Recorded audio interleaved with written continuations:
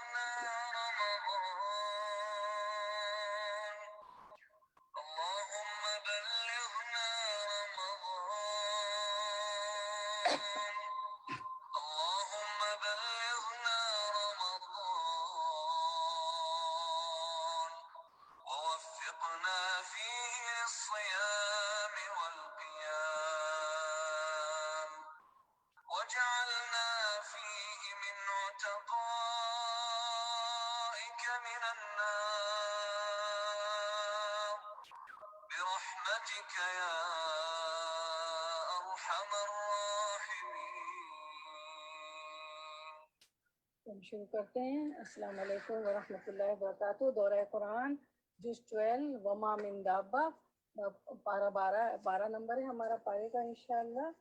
تو ہم شروع کرتے ہیں انشاءاللہ۔ الحمدللہ الذی نحمدہ ونصلی علی رسولہ الکریم، یا ربی لک الحمد کما ینبغی لجلال وجہک وعظیم سلطانک، اللہم ربنا لک الحمد بما خلقتنا ورزقتنا وهديتنا وفرجت عنا، لك الحمد بالإيمان ولك الحمد بالقرآن ولك الحمد للإسلام، ثم ما بعد فأعوذ بالله من الشيطان الرجيم، بسم الله الرحمن الرحيم، ربي اشرح لي صدري ويسر لي أمري واحلل عقدة من لساني يفقهوا قولي، اللهم ثبتنا عند الموت بلا إله إلا الله۔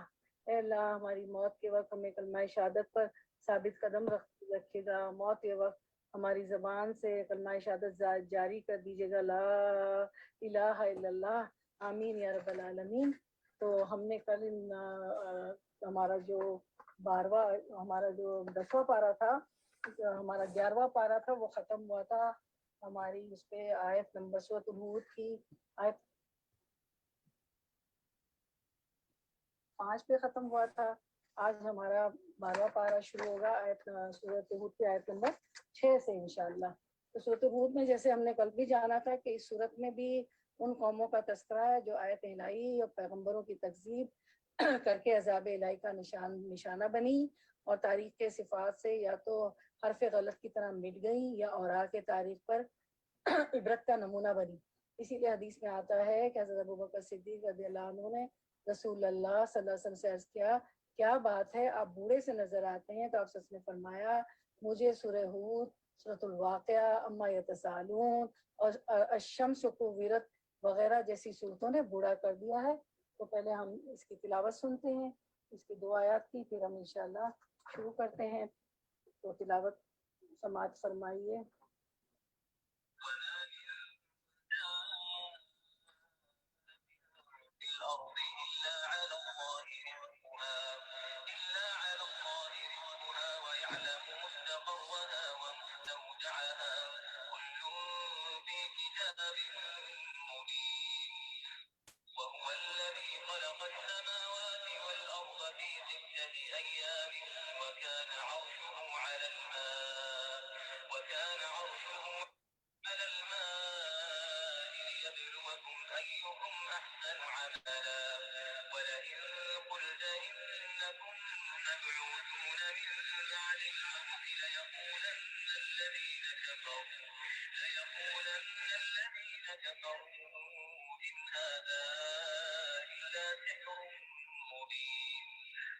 یہ امام کعبہ ہیں، شیخ مقلی ہیں، اور مجھے ان کی آواز بہت سب کی اچھی لگتی ہے، ان کی بھی بہت اچھی لگتی ہے، تراویاں بھی یہ پڑھاتے ہیں ماشاءاللہ۔ تو چلیں ہم آیت نمبر 6 سے ہمارا شروع ہوتا ہے دورہ قرآن 12واں پارہ۔ شروع کرتی ہوں اللہ کے نام سے جو بے انتہا مہربان نہایت رحم فرمانے والا ہے۔ وما من دابۃ فی الارض الا علی اللہ رزقها ویعلم مستقرها ومستودعها کل فی کتاب مبین۔ زمین میں چلنے والا کوئی جاندار ایسا نہیں، نہ انسان، نہ حیوان، نہ چرند، نہ پرند، جس کا رزق اللہ کے ذمے نہ ہو، اور ہر ایک کا رزق مختلف ہے۔ سب کا رزق ایک جیسا، سب ایک جیسا رزق نہیں کھاتے، چاہے چرند ہو پرند ہو، سب کا رزق الگ الگ ہے۔ وَيَعْلَمُ مُسْتَقَرَّهَا وَمُسْتَوْدَعَهَا، اور جس کے متعلق وہ یہ جانتا ہے کہ وہ کہاں رہتا ہے اور کہاں سونپا جاتا ہے۔ مستقر سے مراد ہے ماں کا رحم، جہاں انسان ہو یا غیر انسان، اور یہ مستودع سے مراد وہ جگہ جہاں مرنے کے بعد زمین کے اندر سونپا جاتا ہے۔ اس آیت سے پتہ چلتا ہے کہ اللہ کا علم کامل ہے، اللہ ہی رزاق ہے، اور ہر انسان کا رزق مقرر ہو چکا ہے۔ جو ہم دنیا میں آتے ہیں تو ہمیں مل کر ہی رہے گا، تو اسی لیے اللہ سبحانہ تعالیٰ ہی اصل طاقت ہے، اصل رب ہے، اسی کی طرف ہم سب کو رجوع کرنا چاہیے۔ کل فی کتاب مبین، یہ سب کچھ ایک صاف دفتر میں درج ہے۔ صرف اللہ ہی کے علم میں نہیں، اللہ کا علم، یہ علم لکھا ہوا بھی ہے اور ریکارڈ کیا ہوا بھی ہے۔ تو ہم دیکھتے ہیں حلال رزق کے متعلق کہ ہمارے بہت سے کام ہمارے رزق میں اضافے کا باعث بن سکتے ہیں۔ مثلا رات کا قیام، سحری کے وقت استغفار کرنا، تہجد پڑھنا، رشتہ داروں سے اچھا سلوک کرنا، اگر اس میں برکت چاہتے ہیں تو یہ سب کام، دوسروں کے لیے مددگار ہونا، اور اپنے کاموں کا آغاز صبح کرنا کہ صبح کے وقت میں برکت ہے۔ اللہ سبحانہ تعالیٰ سے ہم دعا کرتے ہیں کہ ہمیں رزق میں برکت دے، اور اصل میں ایمان، عمل صالح، اللہ کا تقوی، اللہ کا شکر ادا کرنا، اللہ کی اطاعت رزق میں اضافے کا باعث بنتی ہے۔ تو ہم اللہ تعالیٰ سبحانہ تعالیٰ سے رزق حلال کے لیے دعا کرتے ہیں کہ وہ ہمیں رزق حلال عطا فرمائے اور طرح کی محتاجی سے محفوظ رکھے۔ اللہ سبحانہ تعالیٰ وافر رزق حلال کی دعا بھی کرنی چاہیے۔ اللہم انی اسألک علما نافعا ورزقا طیبا وعملا متقبلا۔ اللہ ہم آپ سے نفع پہنچانے والا علم اور حلال طیب رزق اور وہ عمل کی دعا کرتے ہیں جو کہ قبول ہو جائے۔ اللہ ہمارے عمل بھی ایسے کر دے۔ اللہم اکفنی بحلالک عن حرامک واغننی بفضلک عمن سواک۔ اب آیت نمبر 7، اور وہی ہے جس نے آسمانوں اور زمین کو 6 دنوں میں پیدا کیا، جبکہ اس سے پہلے اس کا عرش پانی پر تھا، کہ تم کو آزما کر دیکھے کہ تم میں کون بہتر عمل کرنے والا ہے۔ خلق کی ابتدا 6 دنوں میں ہوئی، اتوار کے دن شروع ہوئی اور جمعے کو ختم ہوئی۔ اس سے پتہ چلتا ہے کہ اللہ سبحانہ تعالیٰ نے ہی سب کچھ بنایا۔ عبداللہ ابن عمرو رضی اللہ عنہ کہتے ہیں، حدیث مبارکہ ہے کہ اللہ سبحانہ تعالیٰ نے 7ویں آسمان سے اوپر پانی بنایا ہے اور پانی کے اوپر عرش کو بنایا ہے۔ ٹھیک ہے، اس کے بعد ہم دیکھتے ہیں، اور عرش کے اوپر ہمارا رب ہے، یعنی انتہائی بلند و بالا۔ اور پھر اللہ سبحانہ تعالیٰ نے باقی چیزوں کو تخلیق کیا۔ عرش پہلے ہی سے موجود تھا، یعنی عرش کی تخلیق باقی مخلوق سے پہلے ہوئی، اور پانی کی تخلیق جس کا ذکر ہے وہ باقی مخلوق سے پہلے، اور پھر باقی چیزوں کو پانی سے پیدا کیا۔ کیوں پیدا کیا؟ لیبلوکم، تاکہ تم کو آزمائے، یعنی ساری کائنات کی تخلیق، اور پھر اس میں سے اس زمین کو، اور زمین کے اوپر انسان کی، اور انسان کو دی جانے والی آزادی، یہ سب کچھ ایک خاص مقصد کے تحت تھی۔ اور وہ مقصد کیا تھا؟ لیبلوکم، تاکہ تمہیں آزما کر دیکھے، تمہارا امتحان لے، ایکم احسن عملا، کہ تم میں سے سب سے اچھا عمل کس کا ہے۔ تو اس زندگی میں ملنے والی ہر تکلیف، اور زندگی میں پیش آنے والی ہر مصیبت اور ہر حادثہ انسان کے لیے ایک امتحان ہے، اور اسی طرح سے یہاں سے ملنے والی جتنی بھی نعمتیں اور عیش و عشرت ہیں، وہ سب کے سب انسان کے لیے دراصل امتحان ہے۔ انسان 2 حالتوں میں آزمایا جا رہا ہے، وَلَنَبْلُوَكُمْ بِالشَّرِّ وَالْخَيْرِ فِتْنَةٌ، ہم تمہیں خیر و شر دونوں ذریعوں سے آزما رہے ہیں۔ تو اللہ تعالیٰ ہم سب کو، سب سے ہمارے اعمال کو دیکھ رہا ہے، اس لیے ہمیں سب سے زیادہ فکر اپنے اعمال کی ہونی چاہیے۔ لیبلوکم ایکم احسن عملا، تو تم میں سے بہتر عمل کون کر کے لاتا ہے۔ لیکن افسوس کہ ہمیں زیادہ فکر اپنی شکل و صورت کی، اپنے رزق کی، اپنے مستقبل کی ہوتی. نیک رزق کا سارا دار و مدار تو اللہ سبحانہ تعالیٰ پر ہے. وہ جس کو چاہے جتنا دے، جتنا جس کی مقدر میں ہے اتنا اس کو دے گا. لیکن ہم زیادہ رزق کے بارے میں فکر کرتے ہیں، حالانکہ عمل کی بھی فکر کرنا چاہیے.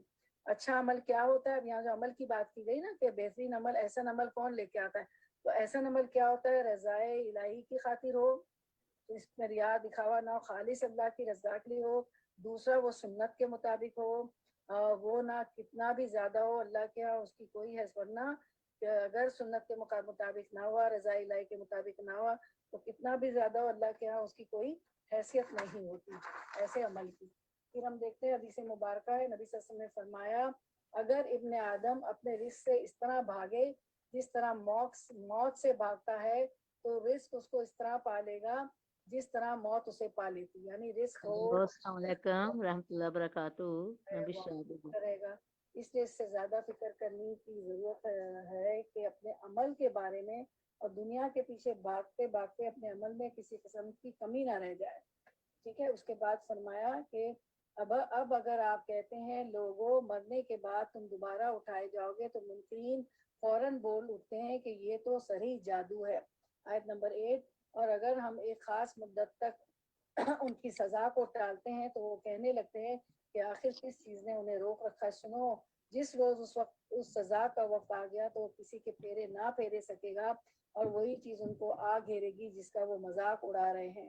وَلَئِنْ أَذَقْنَا الْإِنسَانَ مِنَّا رَحْمَةً ثُمَّ نَزَعْنَاهَا مِنْهُ إِنَّهُ لَيَئُوسٌ كَفُورٌ. اگر کبھی ہم انسان کو نعمت سے نوازنے کے بعد پھر اسے محروم کر دیتے ہیں، محروم کر دیتے ہیں، اور اگر اس مصیبت کے بعد اس پر آئی تھی ہم اسے نعمت کا مزہ چکھاتے ہیں، تو کہتا ہے کہ میرے تو سارے دلدر پار ہو گئے، ساری مشکلیں دور ہو گئیں، ساری تکلیفیں چلی گئیں. پھر وہ پھولا نہیں سماتا اور اکڑنے لگتا ہے. یعنی نعمت کے جانے کے بعد انتہائی مایوس، اور نعمت کے واپس لوٹ آنے کے بعد اللہ کو یاد نہیں کرتا، شکر گزار نہیں ہوتا، بلکہ اکڑنے لگتا ہے، اپنی شیخیاں بگاڑنے لگتا ہے.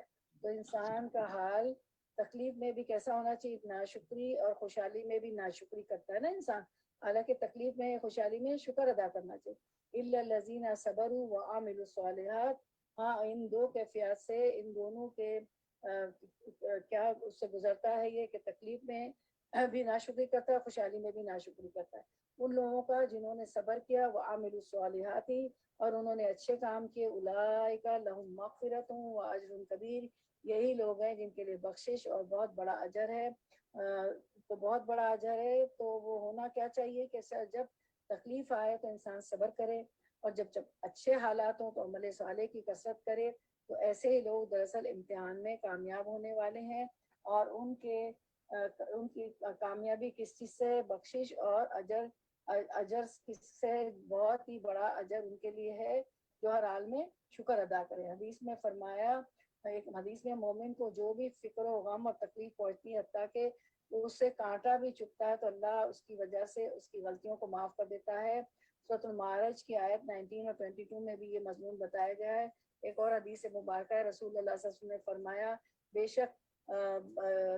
شک بندے کے لیے جب اللہ تعالیٰ کے یہاں مقام، یعنی بلند مقام لکھا جا چکا ہوتا ہے، لیکن وہ اپنے اعمال کی بنا پر اس تک نہیں پہنچ سکتا، تو اللہ تعالیٰ اسے اس کے اپنے جسم یا مال یا اولاد کی آزمائش میں ڈال دیتا ہے. یعنی درجہ بڑا ہے لیکن عمل چھوٹا ہے انسان کا. اب انسان کو اس درجے تک پہنچانا ہے تو اللہ تعالیٰ آزمائش کے ذریعے پہنچاتا ہے، اور پھر اللہ تعالیٰ اسے صبر کی توفیق بھی دے دیتا ہے، حتیٰ کہ اسے اس مقام اور مرتبے تک پہنچا دیتا ہے جو اللہ تعالیٰ نے پہلے ہی اس کے مقدر کیا ہوتا ہے. اس لیے کبھی بھی کسی تکلیف کے آنے، رنج، غم، پریشانی جو بھی ہو، کیونکہ یہ بھی دراصل اللہ سبحانہ تعالیٰ کی طرف سے ایک امتحان ہوتا ہے. تو جو کچھ بھی تکلیف ہو، چھوٹی ہو بڑی ہو، اصل میں وہ انسان کے درجے بلند کرنے کا ایک بہانہ ہوتی ہے. اور صبر اور عمل صالح کی کثرت اللہ کو کرنا چاہیے اور اللہ کو یاد کرنا چاہیے. آیت نمبر 12. تو اے پیغمبر، کہیں ایسا نہ ہو کہ تم ان چیزوں میں سے کسی چیز کو بیان کرنے سے چھوڑ دو جو تمہاری طرف وحی کی جا رہی ہے، اور اس بات پر دل تنگ ہو کہ وہ کہیں گے کہ اس شخص پر کوئی خزانہ کیوں نہ اتارا گیا، یا یہ کہ اس کے ساتھ کوئی فرشتہ کیوں نہ آیا. تم تو محض خبردار کرنے والے ہو، آگے ہر چیز کا حوالہ دار اللہ ہے۔ کیا یہ کہتے ہیں کہ پیغمبر نے یہ کتاب خود گھڑ لی ہے؟ کہو اچھا یہ بات ہے تو اس جیسی گھڑی ہوئی 10 صورتیں تم بنا لاؤ، اور اللہ کے رسول اور اللہ کے سوا اور جو جو تمہارے معبود ہیں ان کو مدد کے لیے بلا سکتے ہو تو بلا لو، اگر تم انہیں معبود سمجھنے میں سچے ہو۔ اب اگر وہ تمہارے معبود تمہاری مدد کو نہیں پہنچتے تو جان لو کہ یہ اللہ کے علم سے نازل ہوئی ہے۔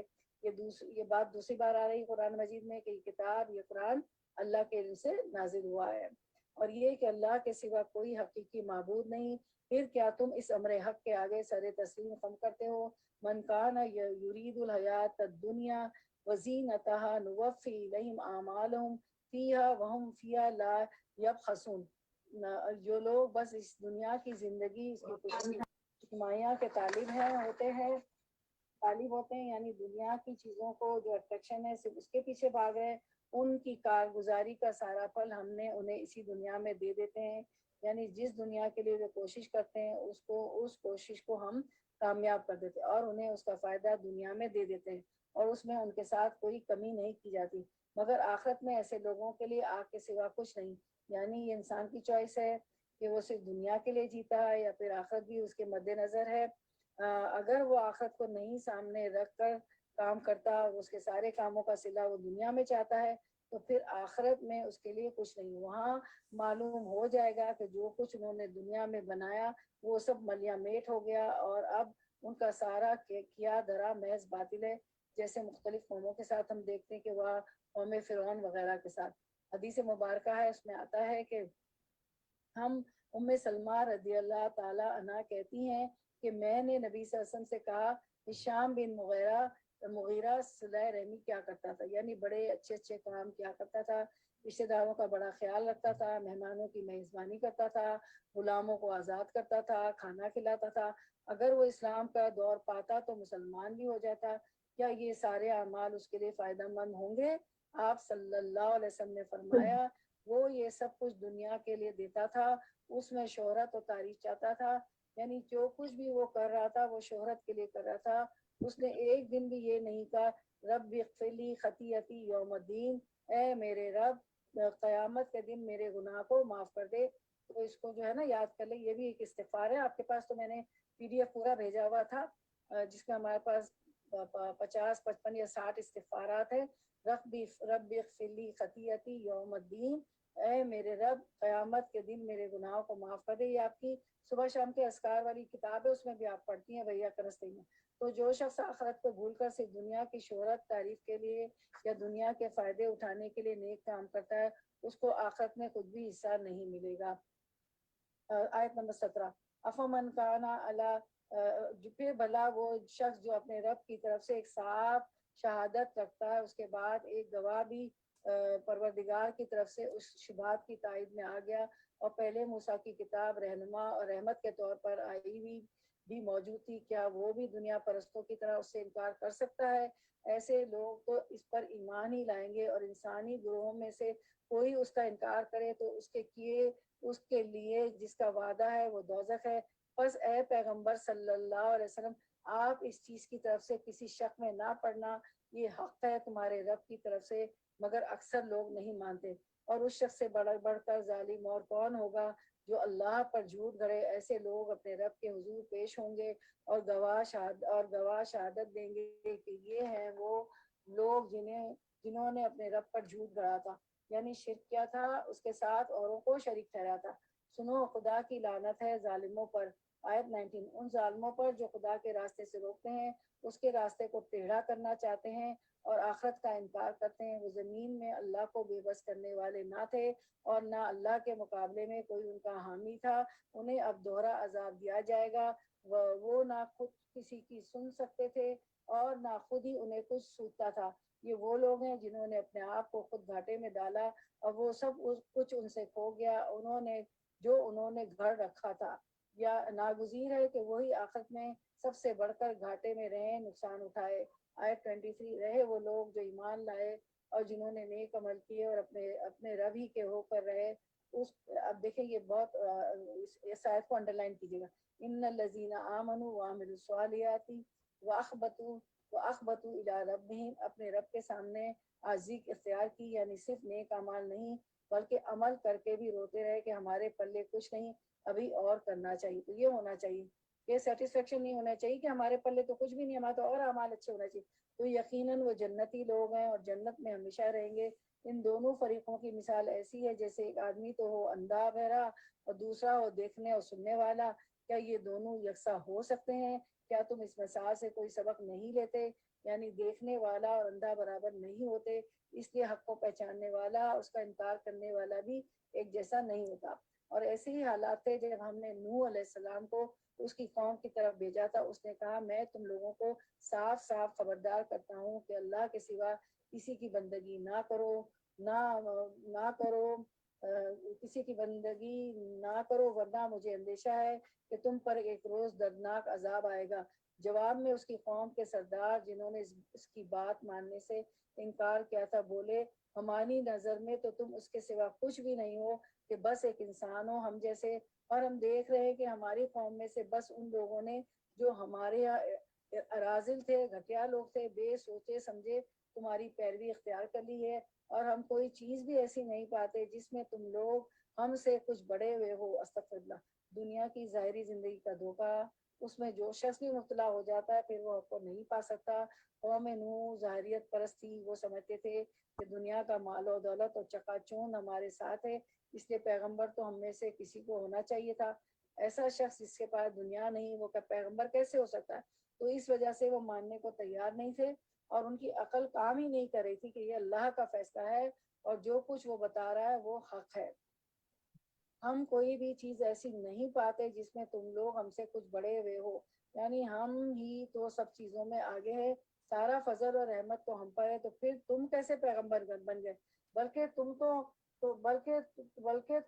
بلکہ ہم تو تمہیں جھوٹا سمجھتے ہیں۔ قوم نے کیا کہا؟ بلکہ ہم تو تمہیں جھوٹا سمجھتے ہیں۔ آیت 28 اس نے کہا اے برادران قوم ذرا سوچو تو صحیح، اگر میں اپنے رب کی طرف سے ایک کھلی شہادت پر قائم تھا اور پھر اس نے مجھ کو اپنی خاص رحمت سے بھی نواز دیا مگر وہ تم کو نظر نہ آئی، تو آخر میرے پاس کیا ذریعہ ہے کہ تم ماننا نہ چاہو اور ہم زبردستی اس کو تمہارے سر چپک دیں۔ اور برادران قوم میں اس کام پر تم سے کوئی مال نہیں مانگتا، تمام پیغمبر یہی بات کرتے ہیں، یعنی جس کسی نے بھی اللہ کے دین کی تبلیغ کی اور لوگوں کو اللہ کا پیغام پہنچایا اس نے سب سے پہلے اپنے دل کو ہر طرح کے لالچ سے خالی کیا، یعنی لوگوں کو دین پہنچانا ایک بہترین کام ہے، اور اللہ سبحانہ تعالیٰ کی طرف سے انسان پر ایک خاص رحمت ہے کہ اللہ کسی شخص کو وہ علم دے، سمجھ دے، صلاحیت دے، توفیق دے، موقع دے، وقت دے، وسائل دے کہ وہ اللہ کی بات دوسروں تک پہنچائے۔ اللہ یہ سب ہمیں عطا کر دیجیے کہ ہم سیکھیں بھی اور سکھائیں بھی۔ تو اسے لوگوں سے کسی قسم کی کوئی غرض نہیں رکھنی چاہیے، اس لیے ہر پیغمبر نے آ کر ساتھ یہ ضرور کہا کہ ہمارے کوئی دنیاوی مقاصد نہیں ہے، ہم دنیا کمانے کے لیے تمہارے پاس نہیں آئے، ہم تو اللہ سبحانہ تعالیٰ کا پیغام لے کر تمہارے پاس آئے ہیں۔ تو اس لیے کیا کہا انہوں نے؟ لا اسألکم علیہ مالا، میں مال نہیں مانگتا تم سے، اس لیے کہ ان اجریہ الا علی اللہ، میرا اجر تو اللہ کے ذمے۔ ہاں یہ الگ بات ہے کہ جب انسان اپنی خالص نیت کے ساتھ بالکل صاف دل ہو کر اپنا کام کیا چلا جائے، لیکن اس کے بعد اگر اس کے پاس کوئی بھی چیز بطور انعام آتی ہے تو اسے لینے سے منع نہیں کیا گیا۔ حدیث مبارکہ میں ہمیں یہ بات ملتی ہے، ابن سعدی بن مالکی کہتے ہیں کہ مجھے عمر بن خطاب رضی اللہ تعالیٰ عنہ نے صدقے کی وصولی کے لیے عامل مقرر کیا۔ جب میں اس کام سے فارغ ہوا اور انہوں نے وصول کردہ مال لا کر دے دیا تو انہوں نے مجھے کام کی اجرت دینے کا حکم دیا، یعنی جو ان کا خزانچی تھا اس سے کہا کہ اس کی اجرت لاؤ، یہ کام کرے، یہ کام کر کے آئے۔ میں نے عرض کی انما عملت للہ و اجری علی اللہ، میں نے یہ کام صرف اللہ کے لیے کیا ہے اور میرا اجر اللہ کے ذمے ہے۔ تو انہوں نے کہا جو تمہیں دیا جائے اسے لے لو، کیونکہ میں نے رسول اللہ صلی اللہ علیہ وسلم کے عہد مبارک میں کام کیا تھا، آپ نے مجھے میرے کام کی مزدوری دینا چاہی، تو میں نے بھی بالکل تمہاری جیسی بات کہی کہ میرا اجر تو اللہ کے ذمہ۔ تو مجھے رسول اللہ صلی اللہ علیہ وسلم نے فرمایا جب تمہارے مانگے بغیر کوئی چیز تمہیں دے دی جائے، یعنی تمہارے اندر کوئی لالچ نہیں، کوئی غرض نہیں، سوچ نہیں، تمہارا ارادہ نہیں، تم اس مقصد سے نہیں نکلے لیکن اللہ کی طرف سے تمہاری طرف کوئی چیز آ گئی ہے تو اسے کھاؤ بھی اور اسے صدقہ بھی کرو، یعنی پھر اس کو اپنے پاس نہ رکھ لو مال بنا کر کے، مال کی محبت پیدا شروع ہو جائے، بلکہ اسے آگے پھر اللہ کی راہ میں بانٹ دو۔ وما انا بطارد الذین، اور میں ان لوگوں کو دھکے دینے سے بھی رہا جنہوں نے میری بات مانی، کیونکہ قوم نوح کے سرداروں کا یہ تقاضا تھا کہ آپ کی مجلس میں جو غریب لوگ ہیں انہیں یہاں سے اٹھا دیجئے تو پھر ہم آپ کی بات سنیں گے۔ تو سیدنا نوح علیہ السلام نے کہا کہ یہ میں نہیں کر سکتا، وہ آپ ہی اپنے رب کے حضور جانے والے ہیں، یعنی ان کی جو قدر و قیمت ہے ان کی ظاہری حالت کے درست نہ ہونے کے باوجود وہ رب کو معلوم ہے، وہ اللہ کے پاس جا کر ہی کھلے گی کہ کس کا مقام کتنا ہے، کون اللہ کی نگاہ میں کتنا اونچا مقام رکھتا ہے۔ مگر میں دیکھتا ہوں کہ تم لوگ جہالت برت رہے ہو، نا سمجھی کا معاملہ کر رہے ہو۔ اور اے قوم، اگر میں ان لوگوں کو دھتکاروں تو اللہ کی پکڑ سے کون مجھے بچانے آئے گا؟ تم لوگوں کی سمجھ میں کیا اتنی بات بھی نہیں آتی؟ اور میں تم سے نہیں کہتا کہ میرے پاس اللہ کے خزانے ہیں، نہ یہ کہتا ہوں کہ میں غیب کا علم رکھتا ہوں، یہ میرا دعویٰ ہے کہ میں فرشتہ نہ میرا دعویٰ ہے کہ میں فرشتہ ہوں، اور یہ بھی میں نہیں کر سکتا کہ جن لوگوں کو تمہاری آنکھیں حقارت سے دیکھتی انہیں اللہ نے کوئی بھلائی نہیں دی۔ تو ایک دائی دین کو کانفیڈنس ہونا چاہیے، اس کا اخلاق درست ہونا چاہیے، لوگوں کے ایمان پر توجہ دینی چاہیے۔ یہاں سے ہم یہ سیکھتے ہیں، یعنی تمہیں ان کی بھلائی اور خیر نظر نہیں آتی، لیکن مجھے نظر آتی ہے کہ ان کے اندر کتنی بڑی خیر ہے کہ انہوں نے حق کا پیغام قبول کر لیا۔ ان کے نفس کا حال اللہ ہی بہتر جانتا ہے، اگر میں ایسا کہوں تو ظالم ہوں گا۔ قالوا یا نوح قد جدلتنا فاکثرت جدالنا، آخر کار ان لوگوں نے کہا اے نوح علیہ السلام، تم نے ہم سے جھگڑا کیا اور بہت کر لیا، اب تو پس وہ دردناک عذاب لے آؤ جس کی تم ہمیں دھمکی دیتے ہو اگر تم سچے ہو۔ نوح علیہ السلام نے جواب دیا وہ تو اللہ ہی لائے گا اگر چاہے گا، اور تم اتنا بلبوتا نہیں رکھتے کہ اسے روک دو۔ اب اگر میں تمہاری کچھ خیر خواہی کرنا بھی چاہوں تو میری خیر خواہی تمہیں کچھ فائدہ نہیں دے سکتی، جبکہ اللہ ہی نے تمہیں بھٹکا دینے کا ارادہ کر لیا ہو، وہی تمہارا رب ہے اور اسی کی طرف تمہیں پلٹنا ہے۔ ہم یقولون افترا، اے محمد صلی اللہ علیہ وسلم کیا یہ لوگ کہتے ہیں کہ اس شخص نے یہ سب کچھ خود گھڑ لیا ہے؟ قل ان افتریت فعلیہ، ان سے کہو کہ اگر میں نے یہ خود گھڑا ہے تو مجھ پر اپنے جرم کی ذمہ داری ہے، اور جو جرم تم کر رہے ہو اس کی ذمہ داری سے میں بری ہوں، یعنی میں تمہیں اللہ کا پیغام پہنچا رہا ہوں اور تم انکار کر رہے ہو، تو جو کچھ تم کر رہے ہو پھر اس کے ذمہ دار تم خود ہو۔ وَأُوحِيَ إِلَىٰ نُوحٍ أَنَّهُ لَن يُؤْمِنَ مِن قَوْمِكَ إِلَّا مَن قَدْ آمَنَ فَلَا تَبْتَئِسْ بِمَا كَانُوا يَفْعَلُونَ۔ نوح علیہ السلام پر وحی کی گئی کہ تمہاری قوم میں سے جو لوگ ایمان لا چکے ہیں بس وہ لا چکے، اب کوئی ماننے والا نہیں ہے، ان کی حرکتوں پر غم کھانا چھوڑ دو، اور ہماری نگرانی میں ہماری وحی کے مطابق ایک کشتی بنانی شروع کر دو، اور دیکھو جن لوگوں نے ظلم کیا ان کے حق میں مجھ سے کوئی سفارش نہ کرنا۔ انہم مغرقون، بے شک یہ سب غرق کیے جانے والے۔ اس آیت سے اللہ سبحانہ تعالیٰ کی آنکھوں کا اثبات ہوتا ہے کہ اللہ تعالیٰ کی آنکھیں بھی ہیں، کیونکہ اللہ تعالیٰ فرماتے ہیں وَاسْنَعِ الْفُلْكَ بِأَعْيُنِنَا، کہ کشتی کو ہماری نگاہوں کے سامنے بنا۔ نبی صلی اللہ علیہ وسلم نے فرمایا تمہارا رب کانا نہیں ہے، حدیث مبارکہ ہے کہ تمہارا رب کانا نہیں ہے، ٹھیک ہے۔ اس کے بعد ہم دیکھتے ہیں کہ نبی صلی اللہ علیہ وسلم نے لوگوں میں، دوسری حدیث ہے، نبی صلی اللہ علیہ وسلم لوگوں میں کھڑے ہوئے ایک مرتبہ اللہ کی حمد و ثنا بیان کی جو اس کی شان کے لائق تھی، پھر دجال کا ذکر فرمایا اور فرمایا کہ میں بھی اس سے تمہیں ڈراتا ہوں، کوئی نبی ایسا نہیں گزرا کہ جس نے اپنی قوم کو اس کے فتنوں سے ڈرایا نہ ہو۔ نوح علیہ السلام نے بھی اپنی قوم کو اس سے ڈرایا تھا، اور میں اس کے بارے میں تم سے ایسی بات کہوں گا جو کسی نبی نے اپنی قوم سے نہیں کہی، اور وہ بات ہے کہ دجال کانا ہوگا، اللہ کانا نہیں ہے۔ تو دجال کے فتنے سے دعا مانگا کریں، اس سے پناہ مانگا کریں، اور تشہد میں بھی ہم مانگتے ہیں نا دجال کے فتنے سے پناہ۔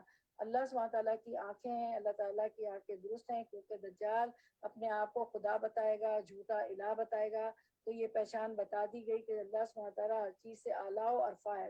وَيَصْنَعُ الْفُلْكَ، وہ کشتی بنا رہے تھے، اور وَكُلَّمَا مَرَّ عَلَيْهِ مَلَأٌ مِّن قَوْمِهِ سَخِرُوا مِنْهُ، اور اس کی قوم کے سرداروں میں سے جو بھی اس کے پاس سے گزرتا تھا وہ اس کا مذاق اڑاتا تھا۔ اس نے کہا اگر تم ہم پر ہنستے ہو تو ہم بھی تم پر ہنس رہے ہیں، ان قریب تمہیں خود معلوم ہو جائے گا کہ کس پر وہ عذاب آتا ہے جو اسے رسوا کر دے گا، اور کس پر وہ بلا ٹوٹ پڑتی ہے جو ٹالے نہ ٹلے گی۔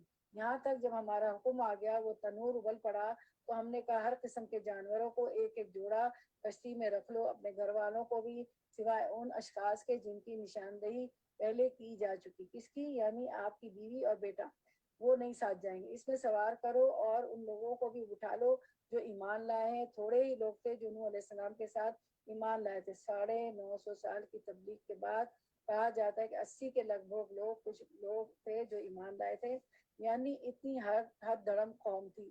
تو پھر انہوں نے کہا وقال ارکبوا فیہا بسم اللہ مجریہا و مرساہا ان ربی لغفور رحیم۔ نوح علیہ السلام نے کہا سوار ہو جاؤ اس کشتی میں، اللہ ہی کے نام سے، اس کا چلنا بھی اور اس کا ٹھہرنا بھی، میرا رب بڑا غفور الرحیم ہے۔ یعنی یہ دعا پڑھنی چاہیے سوار ہوتے ہوئے، خاص طور پر کشتی پر، اور عام طور پر گاڑی وغیرہ میں بیٹھ کر۔ تو ہم دیکھتے ہیں اسکرین پر کہ بسم اللہ سے ہر کام کا آغاز کرنا چاہیے۔ نمبر 1، رات کو چراغ بسم اللہ بند کر کے بند کرنا چاہیے، بسم اللہ کہہ کر بند کرنا چاہیے، اور دروازے بسم اللہ پڑھ کر بند کرنا چاہیے۔ پانی کے برتن کو ڈھانک دیا جائے، کیونکہ رات کو سال کی ایک رات میں وبا اترتی ہے اور کھلے برتن میں گھس جاتی ہے۔ آیت نمبر 42، وہی تجری بہم فی موج کالجبال۔ کشتی ان لوگوں کے لیے چلی جا رہی تھی اور ایک ایک موج پہاڑ کی طرح اٹھ رہی تھی، اتنی اونچی موج۔ نوح علیہ السلام کا بیٹا دور ایک فاصلے پر تھا۔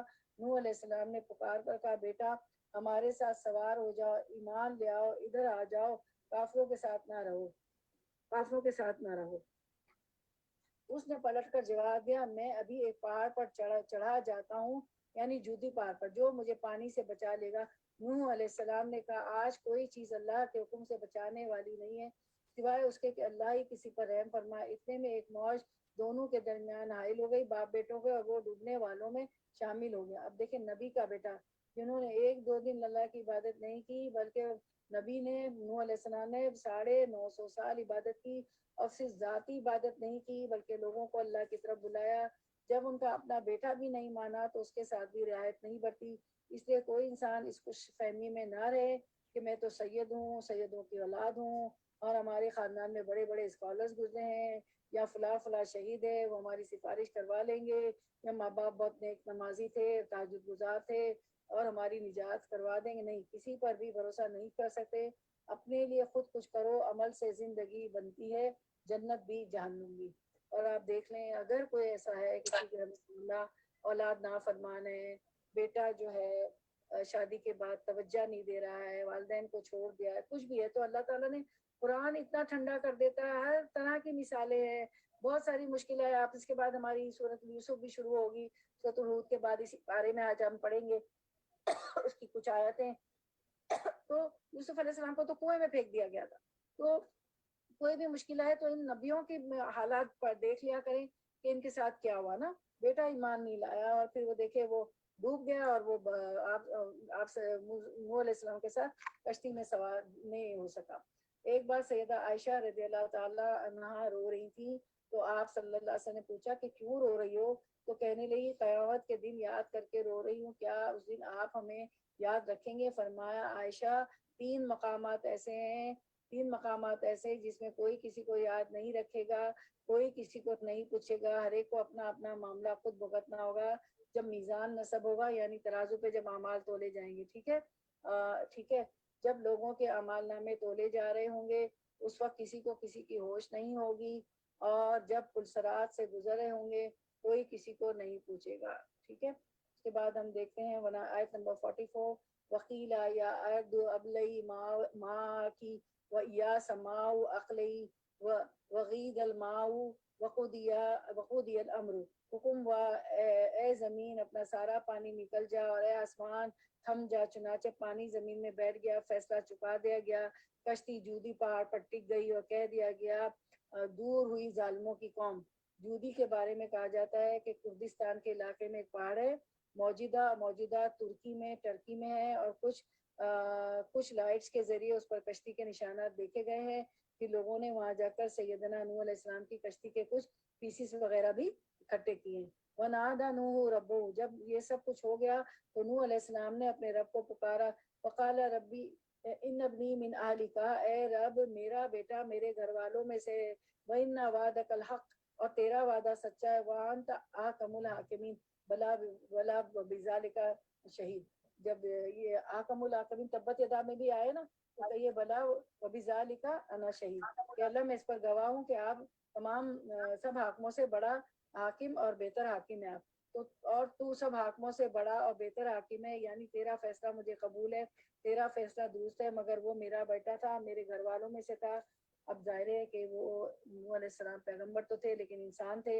एक कुदरती और फितरी मोहब्बत, इससे पता चलता है कि पैगंबर इंसान होते हैं, उनके अंदर इंसानों का दिल होता है, बिल्कुल उनके भी जज्बात होते हैं, इंसानों वाले जज्बात होते हैं।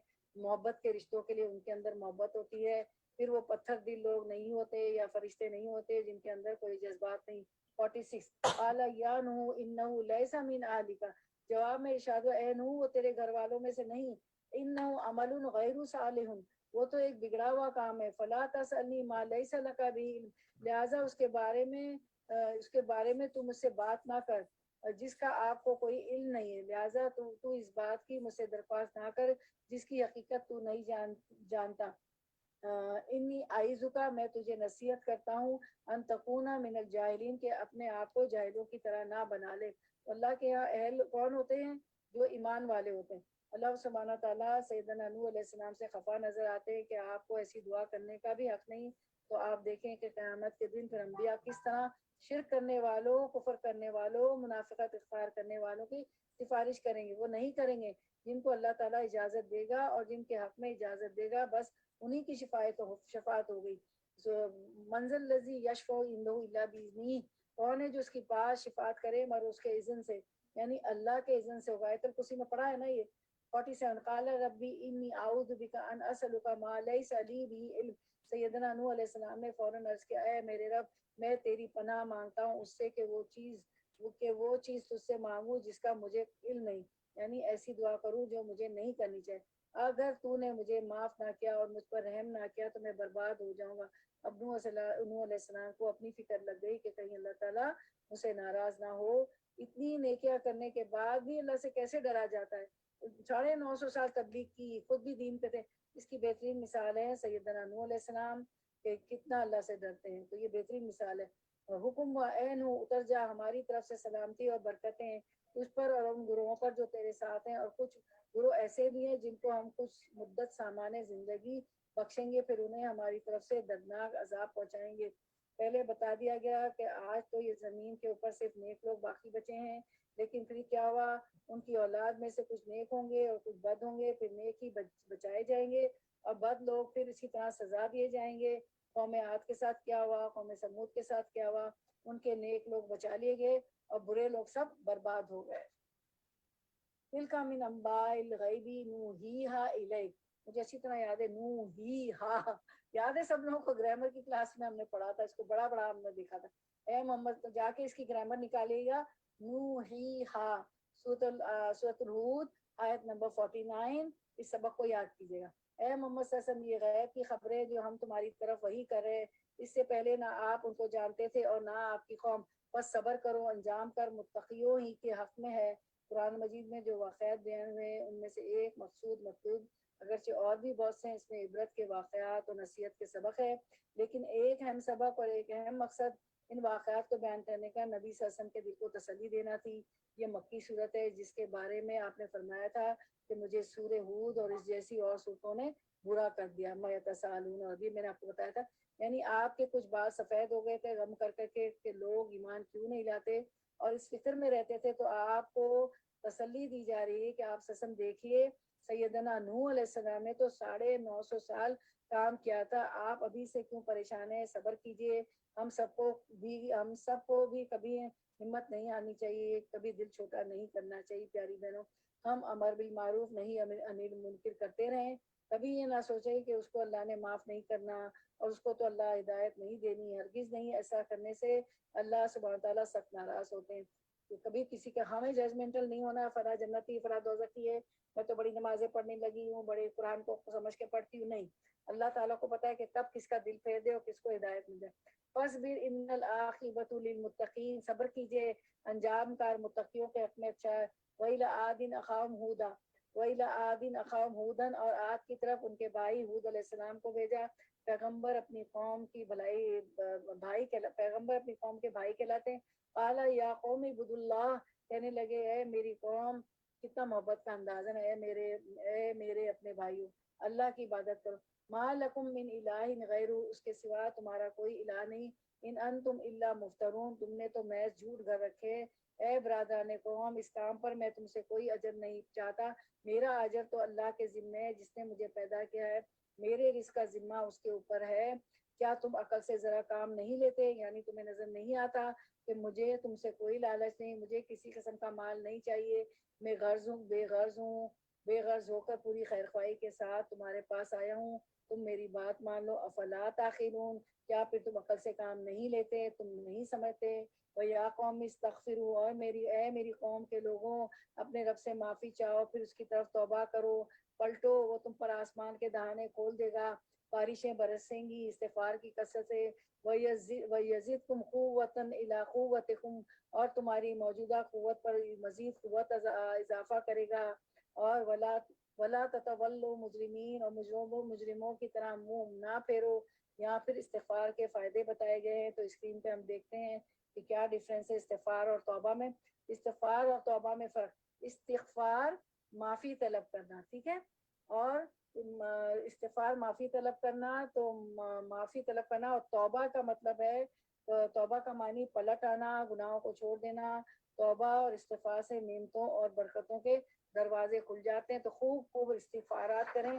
آپ کے پاس تو 50 60 65 استغفارات ہیں، ٹھیک ہے، اور ویسے نہیں تو وہ آپ کی اس میں ویاک نستعین میں تو جتنے ہیں اتنے کم از کم پڑھ لیں، اس میں بھی بہت ہیں.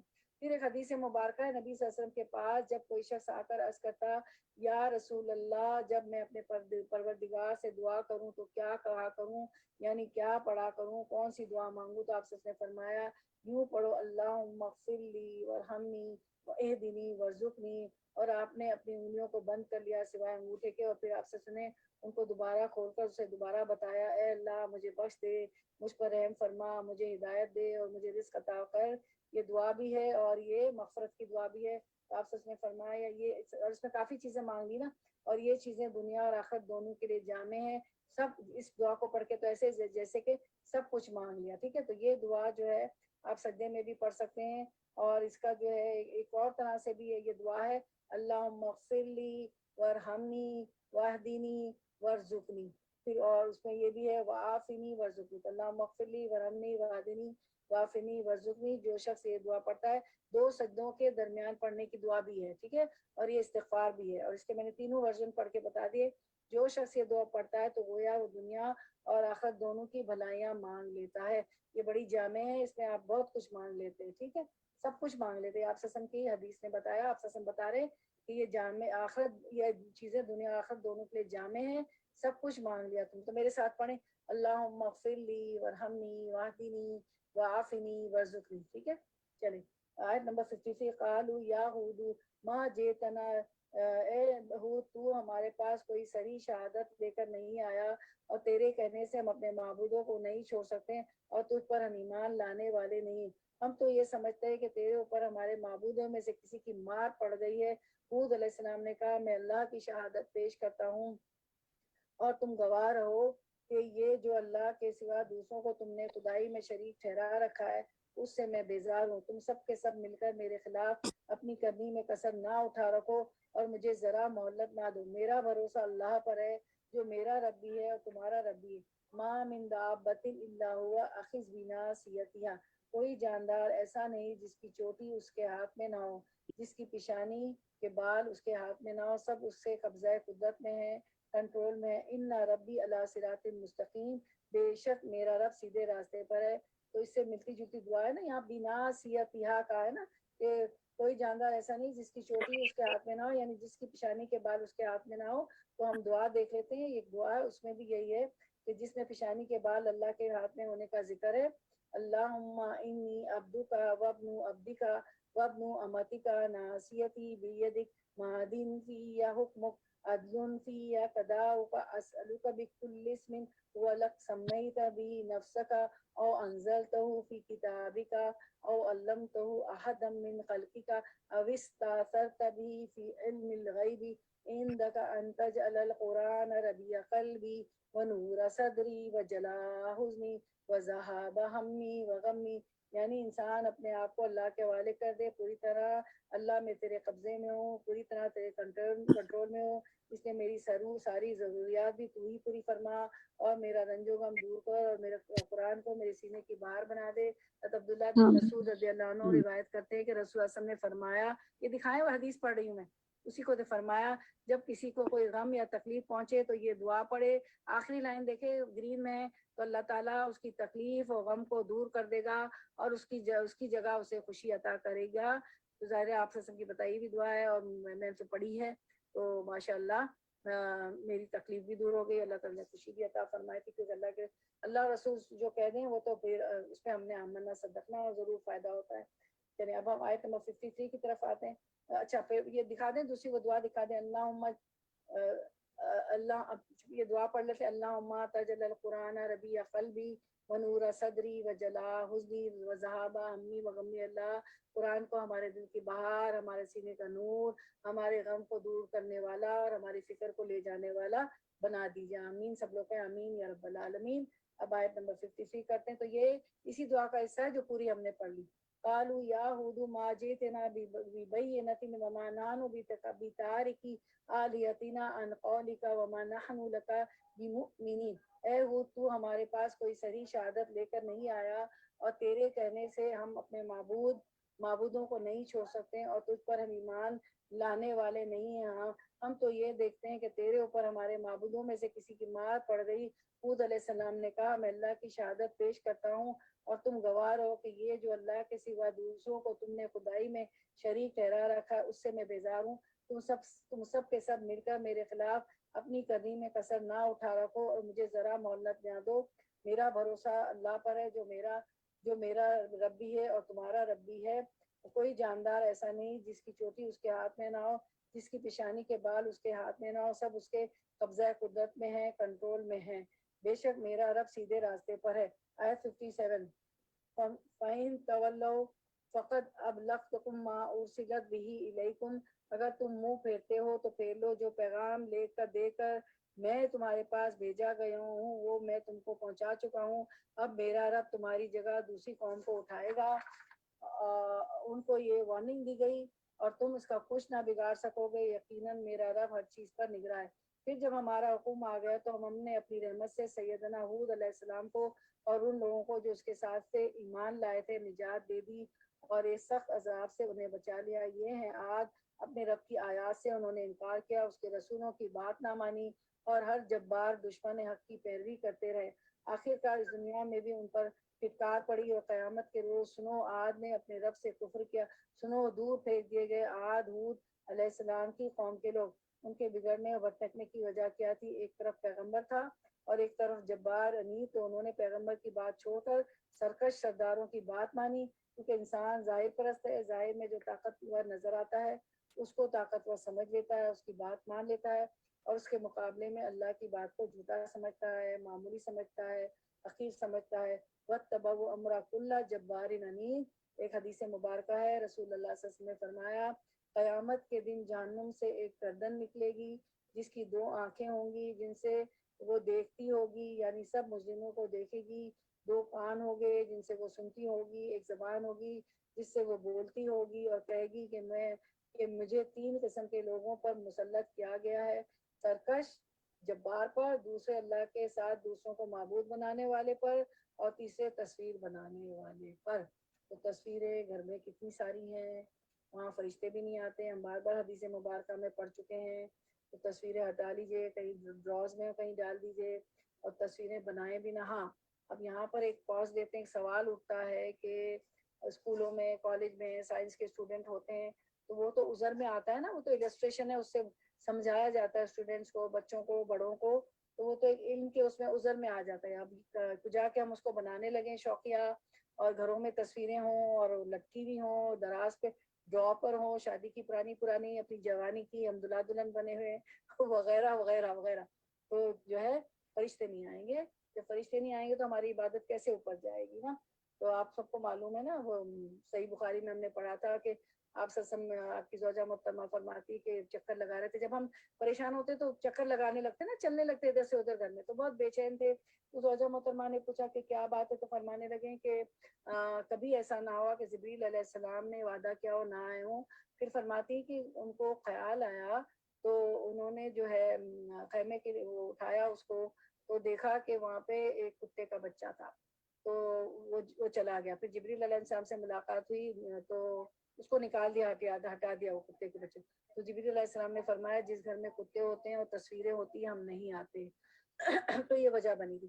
اب پھر سوال ہوتا ہے کہ اچھا پھر شکاری کتے، وہ تو اللہ تعالیٰ نے، ہم نے پڑھا تھا پچھلی صورتوں میں جو ہمارے چل رہے تھے درس، کہ اللہ اس کو تو ہم سدھاتے ہیں، ٹیم کرتے ہیں، وہ ہمارے لیے شکار پکڑ کے لاتے ہیں، تو وہ جائز ہے.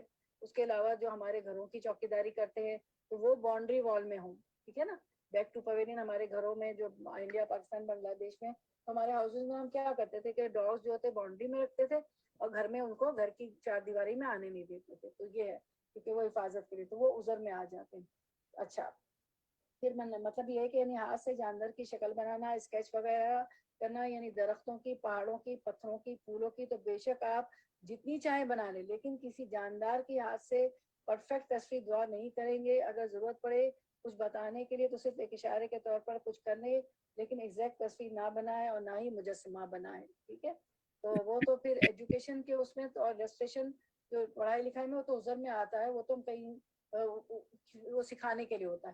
نمبر 61 وَإِلَىٰ ثَمُودُ أَخَاهُمْ صَالِحًا، اور سمود کی طرف ہم نے ان کے بھائی صالح علیہ السلام کو بھیجا.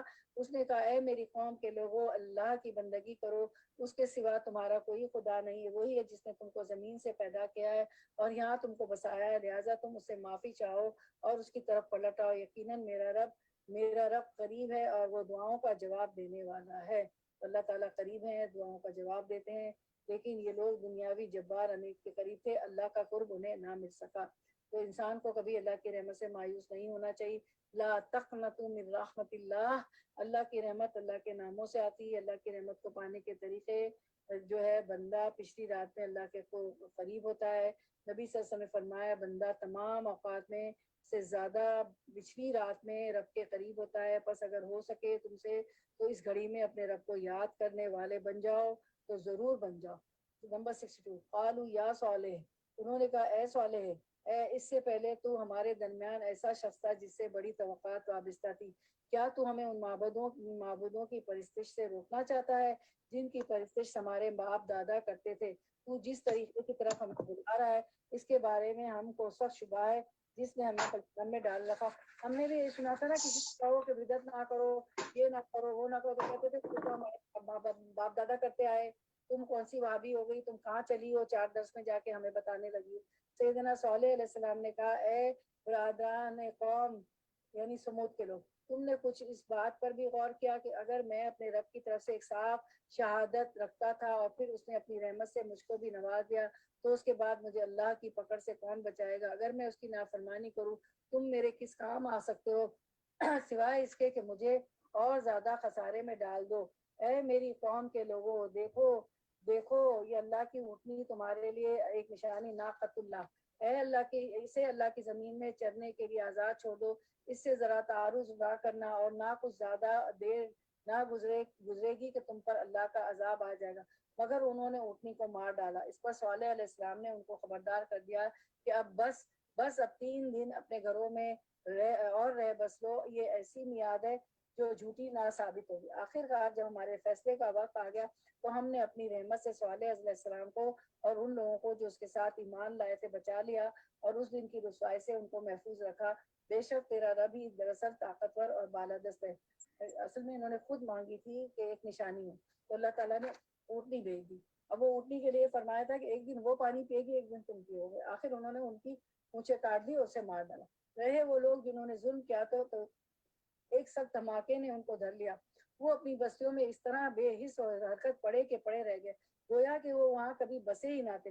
سنو، سمود نے اپنے رب سے کفر کیا. سنو، دور پھینک دیا گیا سمود.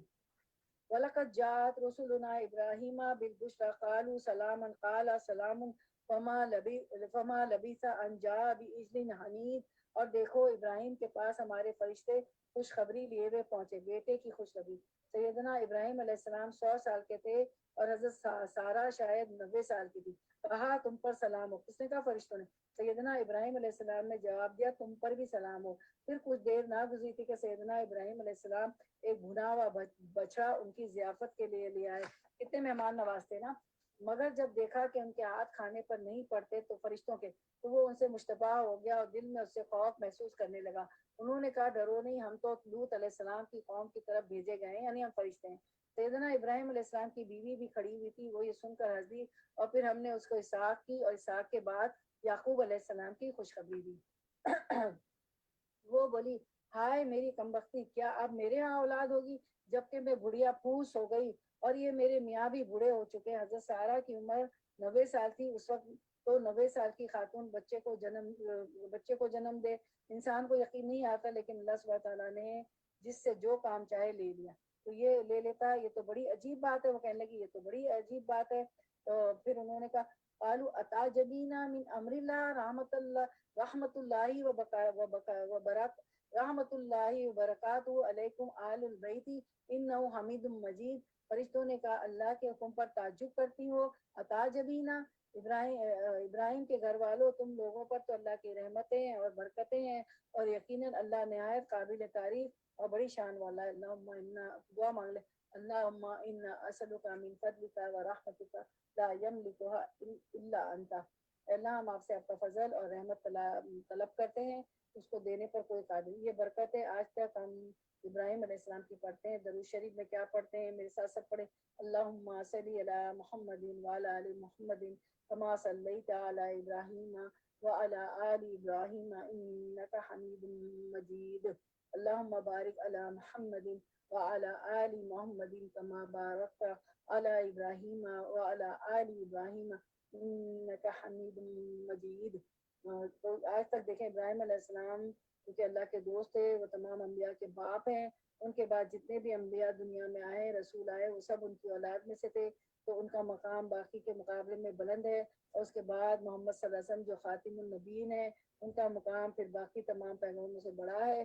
تو آپ دیکھیں کہ درود ابراہیمی میں اسی درود ابراہیمی کہا جاتا ہے اور ہم اس میں ابراہیم علیہ السلام کو بھی درود بھیجتے ہیں. فلما ذهب عن ابراہیم رو وجاءت البشرى یجادلنا فی قوم لوط ان ابراہیم لحلیم اواہ منیب.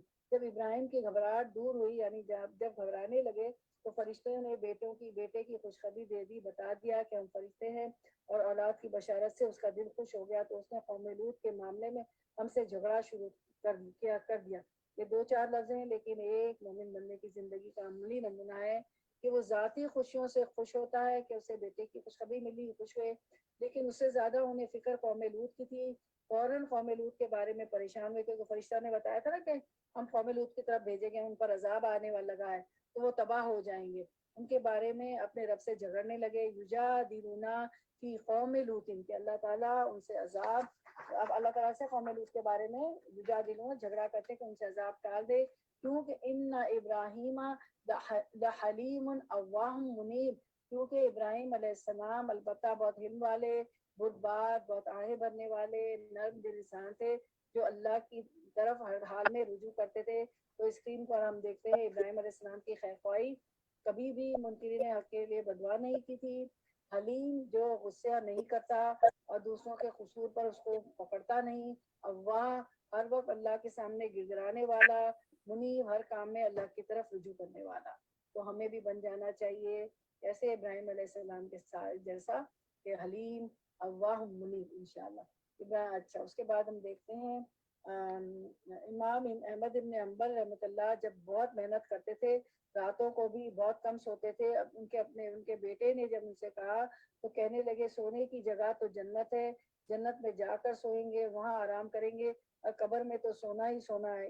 یہ تو دنیا تو کام کی جگہ ہے.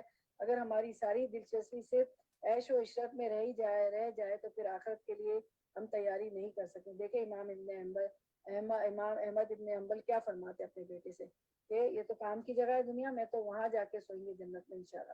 آخر کار ہمارے فرشتوں نے اس سے کہا، اے ابراہیم اس سے باز آ جاؤ، تمہارے رب کا حکم ہو چکا ہے، اب ان لوگوں پر وہ عذاب آ کر رہے گا جو کسی کے پھیرے نہیں پھر سکتا۔ یعنی قوم لوط پر عذاب۔ قوم لوط دنیا میں ایک ایسے جرم میں مبتلا تھی جو اس سے پہلے کبھی کسی نے نہیں کیا تھا، اور وہ کیا تھا؟ ہم جنس پرستی، ہومو سیکشولیٹی، یا مرد کا مرد سے جنسی جسمانی تعلق۔ یہ عمل انتہائی مکروہ عمل ہے، ہمارے دین میں حرام ہے، کبیرہ گناہ ہے، لیکن افسوس کہ یہاں تو جائز ہے۔ استغفر اللہ۔ رسول اللہ صلی اللہ علیہ وسلم نے فرمایا، مجھے اپنی امت میں سب سے زیادہ جس چیز کا سب سے زیادہ اندیشہ ہے وہ قوم لوط کا عمل ہے۔ استغفر، دیکھیں آپ صلی اللہ علیہ وسلم کو بھی ڈرتا، یعنی مردوں کے بارے میں جس چیز سے ڈرتا ہوں وہ عمل قوم لوط ہے۔ اس طرح نبی صلی اللہ علیہ وسلم نے عورت کو بھی عورت کے ساتھ بغیر بیچ میں کپڑے کے لیٹنے سے منع کیا، ایک بستر پر سونے سے منع کیا ہے۔ تو یہ تمام اعمال، یعنی عورت کا عورت سے جسمانی تعلق اس درجے کا تو نہیں ہوتا جو مرد کا ہوتا ہے، لیکن وہ بھی ممنوع ہے، حرام ہے۔ نبی صلی اللہ علیہ وسلم نے بار بار اس فعل کو ملعون کہا ہے۔ آپ صلی اللہ علیہ وسلم نے فرمایا، جسے قوم لوط کا عمل اغلام بازی کرتے ہوئے پاؤ تو کرنے والے اور جس کے ساتھ کیا گیا ہے دونوں کو قتل کر دو۔ آپ نے فرمایا، اللہ نے اس پر لعنت کی ہے جو قوم لوط والا عمل کرے، اللہ نے اس پر لعنت کی ہے جو قوم لوط والا عمل کرے، اللہ نے اس پر لعنت کی ہے جو قوم لوط والا عمل کرے۔ اس طرح اس شخص پر بھی لعنت کی جو کسی جانور پر پڑے، اور وہ شخص بھی ملعون ہے جو قوم لوط والا عمل کرے۔ یعنی اتنا گھناؤنا عمل ہے، کیونکہ اس میں ایک طرف تو عورت کا حق مارا جاتا ہے، دوسری طرف انتہائی غلیظ فعل ہے، اور ہم جنس پرستی، ہومو سیکسولیٹی، یاد رکھے شادی شدہ ہونے کی بھی شرط نہیں، صرف بلوغت اور عاقل ہونے کی شرط ہے۔ اگر یہ شرط پوری ہو جائے تو ایسا فعل کرنے والے پر حد جاری کر دی جاتی ہے، یعنی پنشمنٹ۔ ابن عباس سے روایت ہے رضی اللہ عنہ کے، ہمارا مرد اگر عمل قوم لوط کرتا ہوا پکڑا جائے تو اسے بھی رجم کیا جائے، یعنی ان کے نزدیک ان کی سزا اتنی سخت ہے۔ رسول اللہ صلی اللہ علیہ وسلم نے فرمایا، جس شخص کو تم قوم لوط کا عمل کرتے ہوئے دیکھو تو فاعل اور مفعول دونوں کو قتل کر ڈالو۔ رسول اللہ صلی اللہ علیہ وسلم نے فرمایا، کیونکہ پھر یہ مرض وائرل ہے، ایک سے مقصد پورا نہ ہوگا تو وہ مرد کسی اور کو اپنا شکار بنا لے گا۔ رسول اللہ صلی اللہ علیہ وسلم نے فرمایا، قوم لوط کا عمل کرنے والے کے متعلق اوپر والے اور نیچے والے دونوں کو سنسار کر دو، اور ان دونوں کو اکٹھا سنسار کرو۔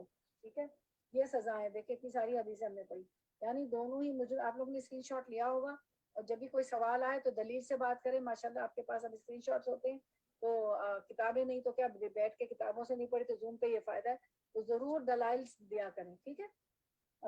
اچھا، اس کے بعد ہم دیکھتے ہیں کہ یعنی دونوں ہی مجرم میں غلط کام کرنے والا، کروانے والا، تو اس لیے اس قوم پر جو عذاب آیا وہ باقی قوموں کے مقابلے میں بھی سخت ہے۔ قوم لوط علیہ السلام کی قوم پر، اور اس قوم میں سے سیدنا لوط علیہ السلام خود اور ان کی 2 بیٹیاں بچی تھیں، اور باقی ان کی بیوی اور قوم پوری کی پوری تباہ کر دی گئی، اور ان پر آسمان سے پتھر بھی برسائے گئے۔ اس بستی کو اوپر لے جا کر آسمان سے پٹخا کر نیچے مارا گیا، اوپر لے جایا گیا، آسمان سے پٹکایا گیا، نیچے مارا گیا، یہ زمین میں دھس گئے، ان کے اوپر پانی آ گیا، ان کے اوپر آگ آئی، یعنی ہر طرح کے عذاب جو دوسری قوموں کو ایک ایک عذاب آیا، سارے عذاب ان پر اکٹھے کر دی گئے، آل ٹوگیدر، کیونکہ اللہ تعالیٰ اس عمل سے اتنا غضبناک ہوتا ہے۔ اور جب ہمارے فرشتے لوط کے پاس پہنچے، سیدنا ابراہیم علیہ السلام سے فارغ ہو کر سیدنا لوط علیہ السلام کی طرف گئے تو وہ ان کی آمد سے بہت گھبرائے اور دل تنگ ہوئے۔ سیدنا لوط علیہ السلام کیوں گھبرائے؟ کیونکہ فرشتے خوبصورت لڑکوں کی شکل میں تھے، کہنے لگے آج بڑی مصیبت کا دن ہے، ایک اور آزمائش آ گئی۔ ان مہمانوں کا آنا تھا، اس کی قوم کے لوگ بے اختیار اسی طرف اس کی قوم کے لوگ بے اختیار اس کے گھر کی طرف دوڑ پڑے، کوئی شرم نہیں، حیا نہیں، کچھ نہیں، پہلے سے وہ ایسی ہی بدکاریوں کے خوگر تھے۔ سیدنا لوط علیہ السلام نے ان سے کہا، بھائیو یہ میری بیٹیاں موجود ہیں، یہ تمہارے لیے پاکیزہ ترے خدا، کچھ خدا کا خوف کرو، اللہ سے ڈرو، اور میرے مہمانوں کے معاملے میں مجھے ذلیل نہ کرو، کیا تم میں کوئی بھلا آدمی نہیں؟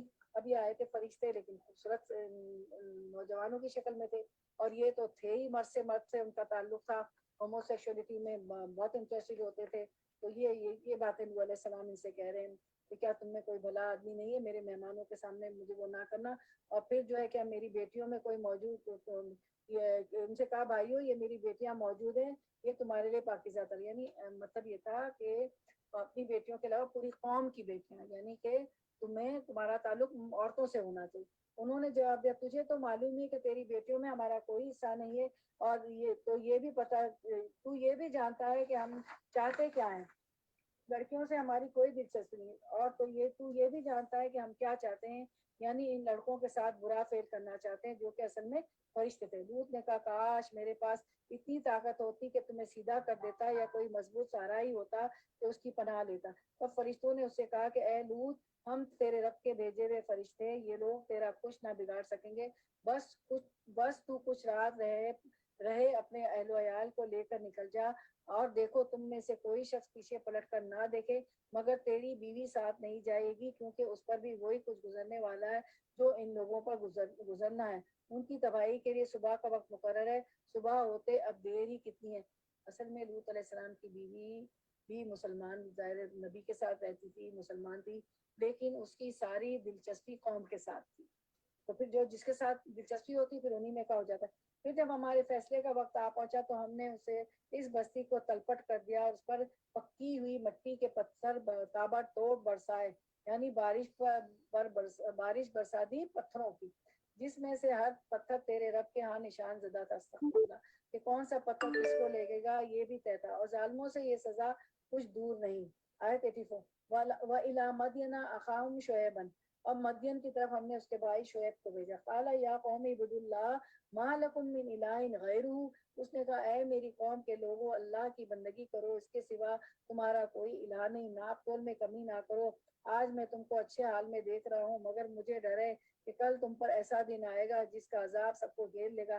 ناپ تول میں کمی یہ بھی حرام کاموں میں سے ہے، اور بڑے جرائم میں سے ہے، بڑے کرائمز میں سے ہے، اور کبیرہ گناہوں میں سے. نبی صلی اللہ علیہ وسلم نے فرمایا حدیث مبارکہ، جب لوگ ناپ تول میں کمی کرتے ہیں تو انہیں قحط سالی، سخت تکلیفیں اور بادشاہوں کے ظلم و ستم دبوچ لیتے ہیں.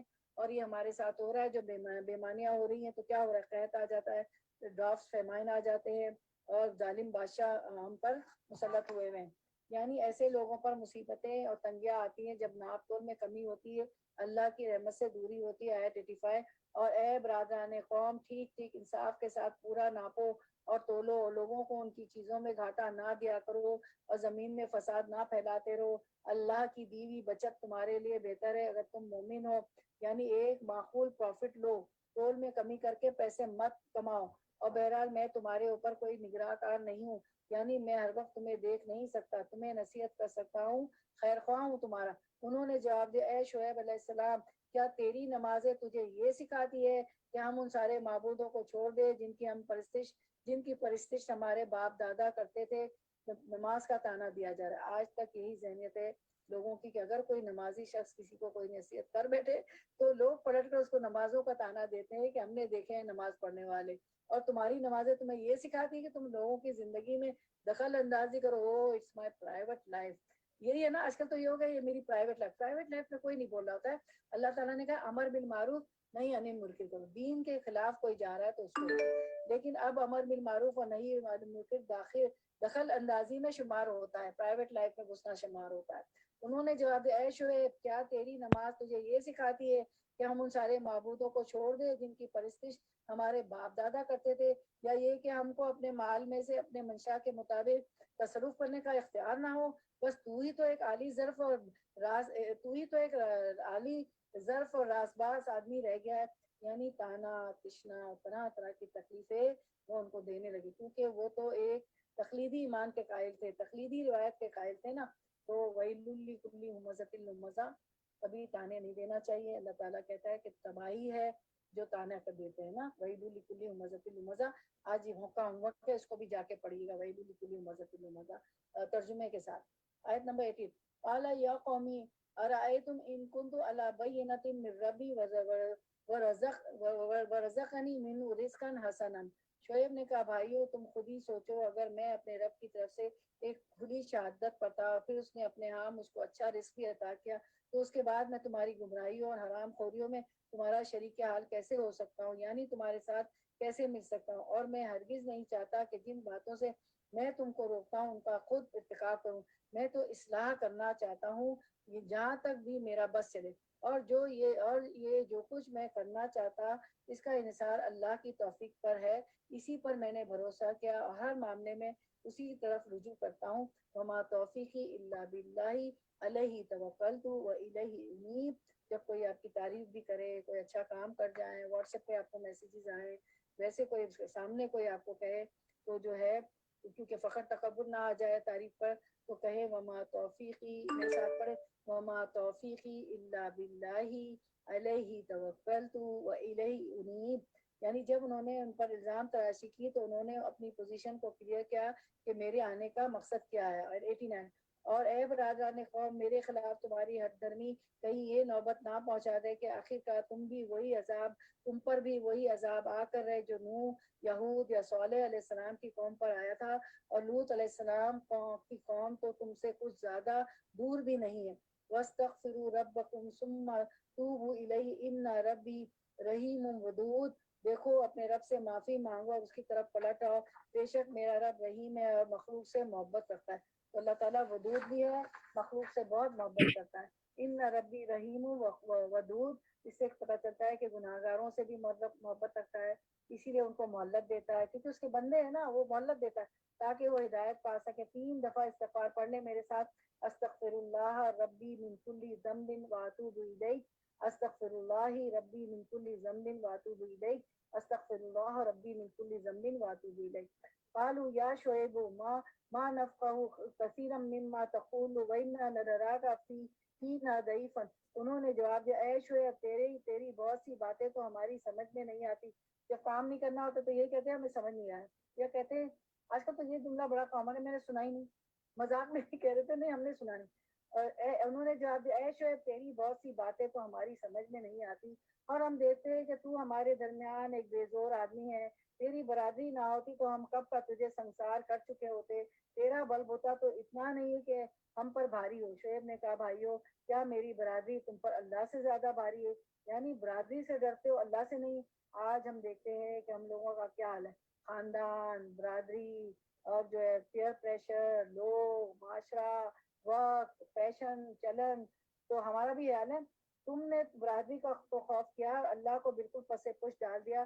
جان رکھو کہ جو کچھ تم کر رہے ہو وہ اللہ کی گرفت سے باہر نہیں۔ اے میری قوم کے لوگوں، تم اپنے طریقے پر کام کیے جاؤ اور میں اپنے طریقے پر کرتا رہوں گا، جلدی تمہیں معلوم ہو جائے گا کہ کس پر ذلت کا عذاب آتا ہے اور کون جھوٹا ہے۔ تم بھی انتظار کرو، میں بھی تمہارے ساتھ چشم برا ہوں۔ آخرکار جب ہمارے فیصلے کا وقت آ گیا تو ہم نے اپنی رحمت سے شعیب اور اس کے ساتھی مومنوں کو بچا لیا، اور جن لوگوں نے ظلم کیا تھا ان کو ایک سخت دھماکے نے ایسا پکڑا کہ وہ اپنی بستیوں میں بے حس و حرکت پڑے کے پڑے رہ گئے۔ استغفر اللہ، گویا وہ کبھی وہاں رہے بسے ہی نہ تھے۔ دیکھیں ایسا ہوتا ہے اللہ کا عذاب، اللہ ہمیں بچا لے۔ سنو، مدین والے بھی دور پھینک دی گئے جس طرح سمود پھینکے گئے تھے، اور موسیٰ کو ہم نے اپنی نشانی اور کھلی کھلی سند معموریت کے ساتھ فرعون اور اس کے آیان سلطنت کی طرف بھیجا، مگر انہوں نے فرعون کی حکم کی پیروی کی، حالانکہ فرعون کا حکم راستی پر نہ تھا۔ قیامت کے روز وہ اپنی قوم کے آگے آگے ہوگا اور اپنی پیشوائی میں انہیں دوزخ کی طرف لے جائے گا۔ کسی کے پیچھے چلے وہ تو دیکھیں، وہ کیونکہ فرعون کے پیچھے چلے تو فرعون وہاں بھی آگے آگے ہوگا، اس کی قوم اس کے پیچھے پیچھے ہوگی اور دوزخ میں جائے۔ کیسی عجیب بات ہے کہ فرعون مجرموں کا پیشوا ہوگا اور سیدہ آسیہ جنت کی عورتوں کی سردار ہوں گی، ان کی زوجہ مریم۔ کیسی بدتر جائے ورود ہے جس پر کوئی پہنچے، اور ان لوگوں پر دنیا میں بھی لعنت پڑی اور قیامت کے روز بھی پڑے گی۔ کیسا برا فیصلہ ہے جو یہ کسی کو ملے۔ یہ چند بستیوں کی سرگزشت ہے جو ہم تمہیں سنا رہے ہیں، ان میں سے بعض اب بھی کھڑی ہیں، یعنی ان کے آثار قدیمہ موجود ہیں، اور بعض کی فصل کٹ چکی۔ ہم نے ان پر ظلم نہیں کیا، انہوں نے آپ ہی اپنے اوپر ستم ڈھایا۔ جب اللہ کا حکم آ گیا تو ان کے وہ معبود جنہیں وہ اللہ کو چھوڑ کر پکارا کرتے تھے ان کے کچھ کام نہ آ سکے، انہوں نے ہلاکت و بربادی کے سوا انہیں کچھ فائدہ نہ دیا۔ اور تیرا رب جب کسی ظالم بستی کو پکڑتا ہے تو پھر اس کی پکڑ ایسی ہی ہوا کرتی ہے، فی الواقع اس کی پکڑ بڑی سخت اور دردناک ہوتی۔ حقیقت یہ ہے کہ اس میں ایک نشانی ہے اس شخص کے لیے جو عذاب آخرت کا خوف کرے۔ وہ ایک دن ہوگا جس میں سب لوگ جمع ہوں گے، قیامت کا دن جس میں سب لوگ جمع ہوں گے، اور پھر جو کچھ بھی اس روز ہوگا سب کی آنکھوں کے سامنے ہوگا۔ ہم اس کے لانے میں کچھ بہت زیادہ تاخیر نہیں کر رہے ہیں، یعنی قیامت کا دن قریب ہے۔ قیامت جب آئے گی قریب تو ہے، لیکن کیا ہے، جس کی موت آ گئی اس کی تو قیامت آ گئی۔ بس ایک گنی چنی مدت اس کے لیے مقرر ہے. جب وہ آئے گا تو کسی کو بات کرنے کی مجال نہ ہوگی الا یہ کہ اللہ کی اجازت سے کچھ عرض کرے. پھر کچھ لوگ اس روز بدبخت ہوں گے اور کچھ نیک بخت. جو بدبخت ہوں گے وہ دوزخ میں جائیں گے جہاں گرمی اور پیاس کی شدت سے وہ ہانپیں گے اور پھنکارے ماریں گے اور اسی حالت میں وہ ہمیشہ رہیں گے جب تک کہ زمین اور آسمان قائم ہے. اللہ یہ کہ تیرا رب کچھ اور ہے. بے شک تیرا رب پورا اختیار رکھتا ہے کہ جو چاہے کرے. رہے وہ لوگ جو نیک بخت نکلیں گے وہ جنت میں جائیں گے اور وہاں ہمیشہ رہیں گے جب تک زمین اور آسمان قائم ہے. اللہ یہ کہ تیرا رب کچھ اور چاہے. ایسی بخشش ان لوگوں کو ملے گی جس کا سلسلہ کبھی منقطع نہ ہوگا. آمین یا رب العالمین. اللہ ہمیں بھی ان میں سے بنا دیجیے. اگرچہ دوسری آیت میں ہمیشہ خالدین کیا کا ذکر آتا ہے, یہاں پر جب تک تیرا رب چاہے تو اس سے مراد یہ بھی ہے کہ کچھ لوگ جہنم سے کچھ عرصے کے بعد نکال لیے جائیں گے. رسول اللہ صلی اللہ علیہ وسلم نے ایک حدیث ہے اس کے بارے میں فرمایا, جہنم میں ایک قوم ہوگی جو جہنم میں اس وقت رہے گی جب تک اللہ چاہے گا اس کو رکھے گا, پھر اللہ کو ان پر رحم آئے گا, وہ انہیں جہنم سے نکال لے گا تو یہ لوگ جنت کے قریبی حصے میں ہوں گے. پھر وہ الحیوان نامی ایک قوم میں رکھ کر کے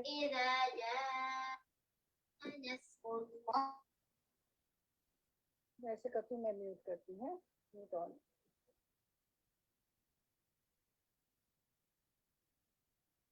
اچھا میری آواز آ رہی ہے؟ جی آ رہی ہے. ہاں میں نے سب کو میوٹ کر لیا تو میں بھی میوٹ ہو گئی تھی. اچھا تو یہ لوگ جنت کے قریبی حصے میں ہوں گے. پھر وہ الحیوان نامی ایک نہر میں غسل کریں گے. اہل جنت انہیں الجہنمیون کہیں گے.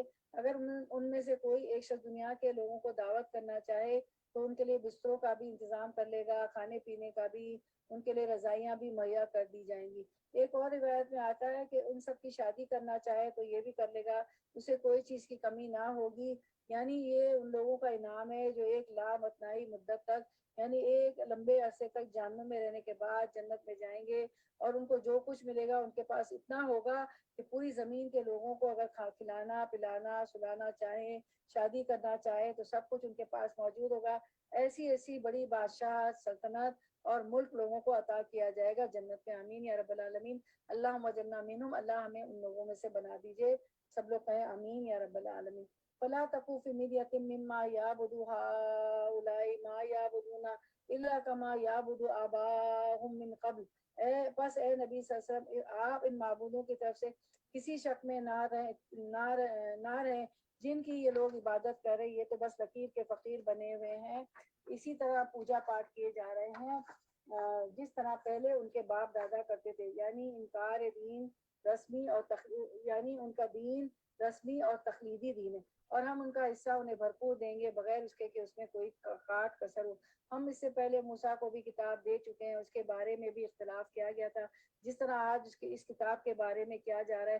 اگر تیرے رب کی طرف سے ایک بات پہلے ہی طے نہ کر دی گئی ہوتی تو ان اختلاف کرنے والوں کے درمیان کب کا فیصلہ چکا دیا گیا ہوتا. اے نبی صلی اللہ علیہ وسلم کو اطمینان اور صبر دلانے کے لیے یہ بات کہی جا رہی ہے. یہ واقعہ ہے کہ لوگ اس کی طرف سے شک اور خلجان میں پڑے ہوئے ہیں اور یہ بھی واقعہ ہے کہ تیرا رب انہیں ان کے اعمال کا پورا بدلہ دے کر رہے گا. یقیناً وہ ان کی سب حرکتوں سے باخبر ہے.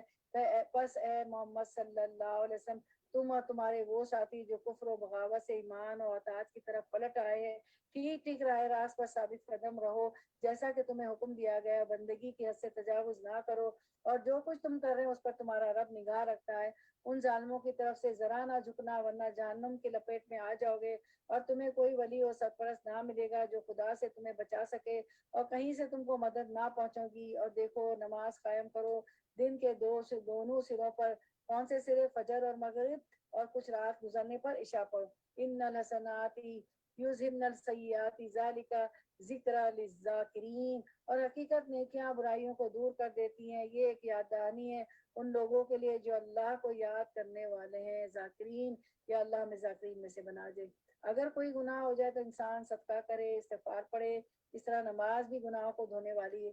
ایک حدیث مبارکہ رسول اللہ صلی اللہ علیہ وسلم نے فرمایا اس شخص کی مثال جو برائیاں کرنے کے بعد نیکیاں کرتا ہے اس آدمی کی طرح ہے جس پر ایسی تنگ ذرہ ہو جس نے اس کا گلا گھونٹ رکھا ہو, جس پر ایسی تنگ ذرا ہو جس نے اس کا گلا گھونٹ رکھا ہو, یعنی تنگ کپڑا پہنا ہوا ہو کوئی. تو ایسا آدمی جب نیکی کرتا ہے تو ایک کڑا ٹوٹ جاتا ہے تھوڑا سا پھٹ جاتا ہے، پھر دوسرا کرتا ہے تو دوسرا، تیسری تو تیسرا، اس طرح سارے ذرا ٹوٹ کر زمین پر گر پڑتی ہیں۔ تو گناہ جو ہیں انسان کے سینے کو بھینچ دیتے ہیں، دل پر بوجھ ڈالتے ہیں، اور جب انسان صدقہ کرتا ہے، استغفار کرتا ہے، نیکیاں کرتا ہے، نماز پڑھتا ہے، تو آہستہ آہستہ دل کا وہ بوجھ کم ہو جاتا ہے۔ ایک اور حدیث ہے، ابو ذر کہتے ہیں کہ ایک مرتبہ رضی اللہ عنہ، ایک مرتبہ میں نے عرض کیا یا رسول اللہ صلی اللہ علیہ وسلم مجھے کچھ وصیت کیجیے۔ تو آپ صلی اللہ علیہ وسلم نے فرمایا اگر تم سے کوئی گناہ ہو جائے تو اس کے بعد کوئی نیکی کر لیا کرو، وہ اس گناہ کو مٹا دے گی۔ ان الحسنات یذہبن السیئات، اس کو یاد کرنے 114 سورۃ الہود، ان الحسنات یذہبن السیئات۔ تو میں نے عرض کیا کہ کیا لا الہ الا اللہ کہنا نیکیوں میں شامل ہے؟ آپ نے فرمایا کہ لا الہ الا اللہ کہنا یہ تو سب سے افضل نیکی ہے، یعنی انسان ذکر کی کثرت کرے اور نماز کی کثرت کرے۔ وَاصْبِرْ فَإِنَّ اللَّهَ لَا يُضِيعُ أَجْرَ الْمُحْسِنِينَ، آیت 115۔ اور صبر کیجیے، اللہ نیکی کرنے والوں کا اجر کبھی ضائع نہیں کرتا۔ پھر کیوں نہ ان قوموں میں جو تم سے پہلے گزر چکی ہیں ایسے اہل خیر موجود رہے جو لوگوں کو زمین میں فساد برپا کرنے سے روکتے، ایسے لوگ نکلے بھی تو بہت کم جن کو ہم نے ان قوموں میں سے بچا لیا۔ اللہ تعالیٰ کس چیز کا مطالبہ کر رہے؟ ایسے لوگوں کی وجود کی ضرورت بتا رہے ہیں جو لوگوں کو فساد سے روکے، جو زمین میں سے فساد ختم کرے۔ پھر کیوں نہ ان قوموں میں جو تم سے پہلے گزر چکی ایسے اہل خیر موجود ہے جو لوگوں کو زمین میں فساد برپا کرنے سے روکتے، ایسے لوگ نکلے بھی تو بہت کم، یعنی سارے پیغمبروں کو ماننے والوں میں سے بہت قلیل تعداد ایسی تھی جن کو ہم نے ان قوموں میں سے بچا لیا، ورنہ ظالم لوگ تو انہی مزوں کے پیچھے پڑے رہے جن کے سامان انہیں فراوانی کے ساتھ دیے گئے تھے، اور وہ مجرم بن کر رہے۔ تیرا رب ایسا نہیں کہ بستیوں کو ناحق تباہ کر دے حالانکہ ان کے باشندے اصلاح کرنے والے ہوں۔ بے شک تیرا رب اگر چاہتا تو تمام انسانوں کو ایک گروہ بنا سکتا تھا، مگر اب تو وہ مختلف طریقوں ہی پر چلتے رہیں گے، اور بے راہ رویوں سے صرف وہ لوگ بچیں گے جن پر تیرے رب کی رحمت ہے۔ اسی آزادی انتخاب و اختیار کے لیے ہی تو اس نے انہیں پیدا کیا تھا، اور تیرے رب کی وہ بات پوری ہو گئی جو اس نے کہی تھی کہ میں جہنم کو جن اور ان سب سے بھر دوں گا۔ اور اے محمد صلی اللہ علیہ وسلم، یہ پیغمبروں کے قصے جو ہم تمہیں سناتے ہیں وہ چیزیں ہیں جن کے ذریعے سے ہم تمہارے دل کو مضبوط کرتے ہیں، ان کے اندر تم کو حقیقت کا علم ملا، اور ایمان لانے والوں کو نصیحت اور بیداری نصیب ہوئی۔ رہے وہ لوگ جو ایمان نہیں لائے تو ان سے کہہ دو کہ تم اپنے طریقے پر کام کرتے رہو، ہم اپنے طریقے پر کیے جاتے ہیں انجام کا تم بھی انتظار کرو اور ہم بھی منتظر ہیں۔ آسمانوں اور زمین میں جو کچھ چھپا ہوا ہے سب اللہ کی قبضہ قدرت میں ہے، اور سارا معاملہ اسی کی طرف رجوع کیا جاتا ہے۔ بس اے نبی صلی اللہ علیہ وسلم تو اس کی بندگی کرو اور اسی پر بھروسہ رکھو، جو کچھ آپ لوگ کر رہے ہیں آپ کا رب اس سے بے خبر نہیں۔ وما ربک بغافل عما تعملون، تو جو کچھ ہم کرتے ہیں اللہ اس سے بے خبر نہیں ہے۔ تو ہماری جو ہے سورۃ الہود اختتام کو پہنچی، وما توفیقی الا باللہ۔ اور اب ہم جو ہے شروع کرتے ہیں سورۃ یوسف انشاءاللہ۔ تو پہلے تلاوت سن لیتے ہیں انشاءاللہ۔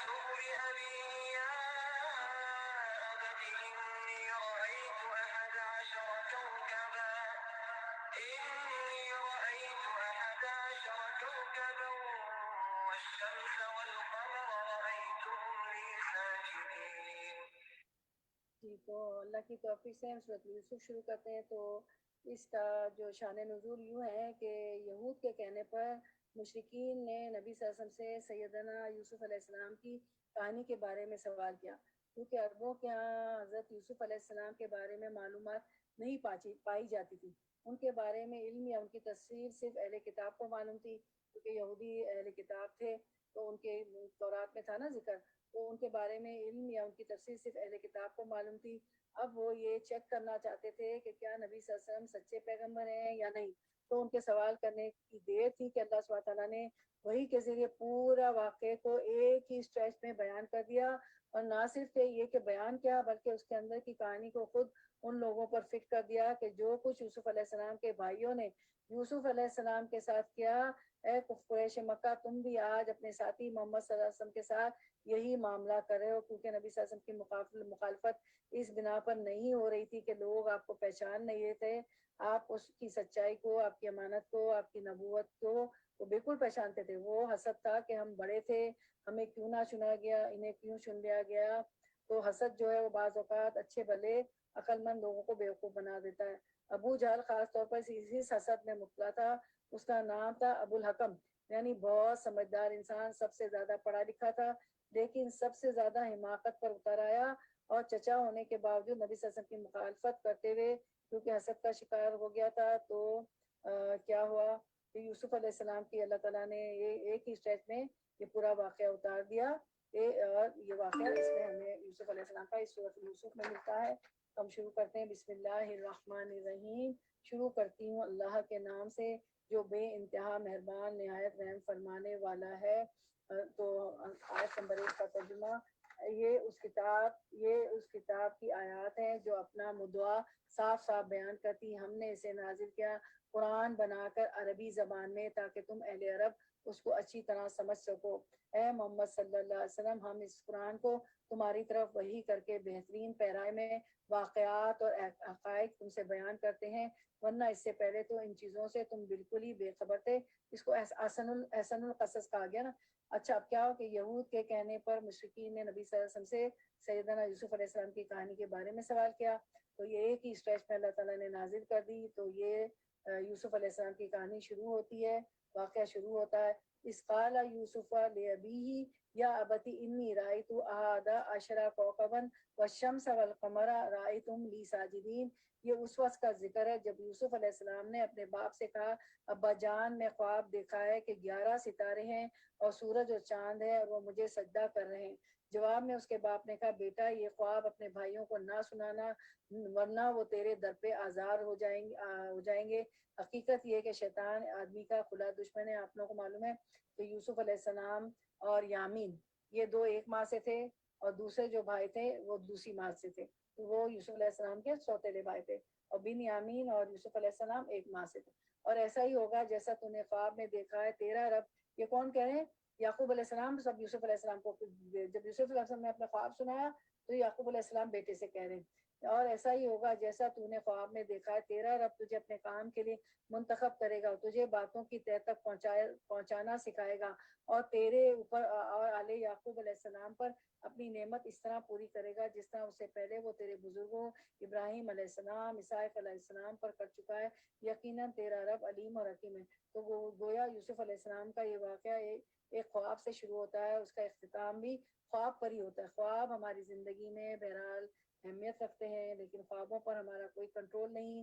ہم اپنی پسند کے خواب نہیں دے سکتے اور ناپسندیدہ خوابوں سے اپنی جان چھڑا نہیں سکتے۔ تو کیا کرنا چاہیے؟ حدیث مبارکہ ہے، آپ رسول اللہ صلی اللہ علیہ وسلم نے فرمایا، مسلمان کا خواب نبوت کے اجزاء میں سے 45واں حصہ ہے۔ خواب 3 طرح کے ہوتے ہیں۔ نیک خواب اللہ تعالیٰ کی طرف سے بشارت ہوتے ہیں، یعنی کوئی اچھی چیز دیکھیں آپ۔ غمگین کرنے والے خواب شیطان کی طرف سے ہیں، انسان کو پریشان کرتا ہے۔ اور تیسری قسم کے خواب انسان کے اپنے دل کے خیالات ہوتے ہیں۔ تو ان میں نیند کی مختلف اسٹیجز ہوتی ہیں، ان کے اعتبار سے بھی خوابوں کی تقسیم ہوتی ہے، اور دن اور راتوں کے خوابوں میں بھی فرق ہوتا ہے۔ یہ پورا ایک علم ہے، لیکن سنت سے جو ہمیں پتہ چلتا ہے وہ یہ کہ خواب کی 3 بڑی قسمیں ہیں۔ اب خواب کی تعبیر کیسے کرنی چاہیے؟ حدیث مبارکہ میں آتا ہے، نبی صلی اللہ علیہ وسلم نے فرمایا، خواب کی جب تک تعبیر بیان نہ کی جائے، ایک دوسری حدیث ہے، اس وقت تک وہ گویا پرندے کے پاؤں پر ہوتا ہے، جب تعبیر کر دی جائے تو وہ واقع ہو جاتی۔ اس لیے انسان کو اپنا کوئی بھی خواب سچ سوچ سمجھ کر کسی کے ساتھ شیئر کرنا چاہیے، کیونکہ سننے والا جو تعبیر کر دے گا وہی واقعہ پیش آ سکتا ہے۔ اچھا خواب آئے تو کیا کرنا چاہیے؟ رسول اللہ صلی اللہ علیہ وسلم نے فرمایا، جب اچھا خواب دیکھے تو خوش ہو اور صرف اس کو بتائے جو اس سے محبت کرتا ہے، کیونکہ وہ پرندوں کے پروں پہ ہوتا ہے نا خواب، تو جو تعبیر دے دے گا تو وہ پھر وہی ہو جائے گا، اس لیے لوگوں سے خواب نہ بتایا کریں۔ ایک اور حدیث مبارکہ ہے، ابو سعید خدری رضی اللہ عنہ سے روایت ہے کہ رسول اللہ صلی اللہ علیہ وسلم نے فرمایا جب تم میں سے کوئی ایسی چیز دیکھے جسے وہ ناپسند کرتا ہو تو وہ شیطان کی طرف سے ہے، اس کے شر سے پناہ مانگے، اس کا ذکر کسی سے نہ کرے تو وہ خواب اس کو نقصان نہیں دے گا۔ اب بعض اوقات انسان خواب میں پریشان بھی ہوتا ہے تو ذکر نہیں کرنا چاہیے پھر کسی سے۔ پھر بہرحال یوسف علیہ السلام کا واقعہ خواب سے شروع ہوتا ہے۔ آیت نمبر 7، لقد کان فی یوسف و اخوتہ آیات للسائلین، سائلین کہتے ہیں پوچھنے والوں کو، سوال کرنے والوں کو۔ حقیقت یہ کہ یوسف علیہ السلام اور اس کے بھائیوں کے قصے میں ان پوچھنے والوں کے لیے بڑی نشانیاں ہیں۔ یہ قصہ یوں شروع ہوتا ہے کہ اس کے بھائیوں نے آپس میں کہا یہ یوسف علیہ السلام اس کا بھائی یعنی بنیامین دونوں ہمارے والد کو ہم سے زیادہ محبوب ہے، حالانکہ ہم ایک پورا جتھا ہے۔ سچی بات یہ ہے کہ ہمارے ابا جان بالکل ہی بہک گئے، چلو یوسف کو قتل کر دو، اسے کہیں پھینک دو تاکہ ہمارے والد کی توجہ صرف تمہاری طرف ہو جائے، یہ کام لینے کے بعد پھر نیک بن لینا۔ پیغمبر کی اولاد تھے، نیکی اور برائی کا فرق سمجھتے تھے، جانتے تھے، لیکن شیطان کس طرح انسان کو ورگلاتا ہے۔ کوئی شخص کتنا بھی نیک ہو، کتنا بھی اچھا ہو کیوں نہ ہو، شیطان سے محفوظ نہیں ہے، شیطان کسی وقت بھی اسے پھسلا سکتا ہے۔ اس لیے ہمیشہ اللہ کی پناہ مانگتے رہیں اور حفاظت کی دعائیں پڑھتے رہیں۔ اور جو بات کہ پھر نیک بن جانا ضروری نہیں کہ اللہ سبحانہ تعالیٰ بخش دے، کیونکہ قرآن مجید میں آتا ہے جیسے انہوں نے کہا نا کہ اس کو کنویں میں پھینک دو اور اس کو تاکہ پھر جو ہے توبہ کر لینا، تو ایسا نہیں کہنا چاہیے، ضروری نہیں کہ اللہ سبحانہ تعالیٰ بخش دے، کیونکہ قرآن مجید میں آتا ہے یغفر لمن یشاء، جسے وہ چاہتا ہے بخشتا ہے، جس پر وہ چاہتا ہے اس پر وہ رحم کرتا ہے۔ تو اس لیے کبھی بھی انسان کو اس توقع سے کہ ہماری بخشش ہو جائے گی، گناہ پر گناہ نہیں کرتے رہنا چاہیے، گناہوں سے ڈرنا چاہیے، رو رو کر اللہ سے دعا کرنی چاہیے کہ اللہ تعالیٰ اس کو ہمارے اندر سے دور کرے۔ اور یہاں جو بات سمجھ میں آ رہی وہ یہ کہ حسد کتنی بری چیز ہے، خون کا رشتہ، اس میں بھی رحم نہیں، اور دوسری طرف خود پسندی، انا، اپنی ذات کی محبت، یہاں محبت فی ذات بھی ہے کہ ہمیں کیوں نہیں اتنا چاہا جاتا، ہماری کیوں نہیں اتنی اہمیت جتنی یوسف کی ہے۔ بس اس بات سے ضد میں آ گئے، اس کے علاوہ یوسف کا کوئی قصور نہ تھا۔ نبی صلی اللہ علیہ وسلم نے فرمایا حدیث مبارکہ، کسی بندے کے دل میں ایمان اور حسد دو چیزیں اکٹھا جمع نہیں ہو سکتی۔ ایک حسد ایک بیماری ہے، disease of the heart, it's a disease of the heart. تو دوسری حدیث مبارک ہے، رسول اللہ صلی اللہ علیہ وسلم نے فرمایا تم سے پہلی کی امتوں کی بیماری تمہارے اندر سرات کر گئی ہے، وہ بیماری حسد اور بغض ہے جو مون دیے جانے والی ہے۔ اس سے مراد میرے بالوں کو موننا نہیں ہے بلکہ دین کو موننا ہے، یہ آپ سب نے فرمایا حدیث مبارکہ میں۔ آیت نمبر 10، قال قائل منہم لا تقتلوا یوسف، ٹھیک ہے، تو آیت نمبر 10 کہ انہی میں سے ایک کہنے والے نے کہا یوسف کو قتل نہ کرو، کہتے ہیں کہ بڑا بھائی تھا اس نے منع کیا۔ اس پر ان میں سے ایک بولا یوسف کو قتل نہ کرو، اگر کچھ کرنا ہی ہے تو اسے کسی اندھے کنویں میں ڈال دو، کوئی آتا جاتا قافلہ اسے نکال لے جائے۔ اس قرارداد پر انہوں نے جا کر اپنے باپ سے کہا ابا جان کیا بات ہے کہ آپ یوسف کے معاملے میں ہم پر بھروسہ نہیں کرتے، حالانکہ ہم اس کے سچے خیر خواہ ہیں، کل اسے ہمارے ساتھ بھیج دیجئے، کچھ چر چگ لے گا اور کھیل کود سے بھی دل بہلائے گا، ہم اس کی حفاظت کو موجود ہیں۔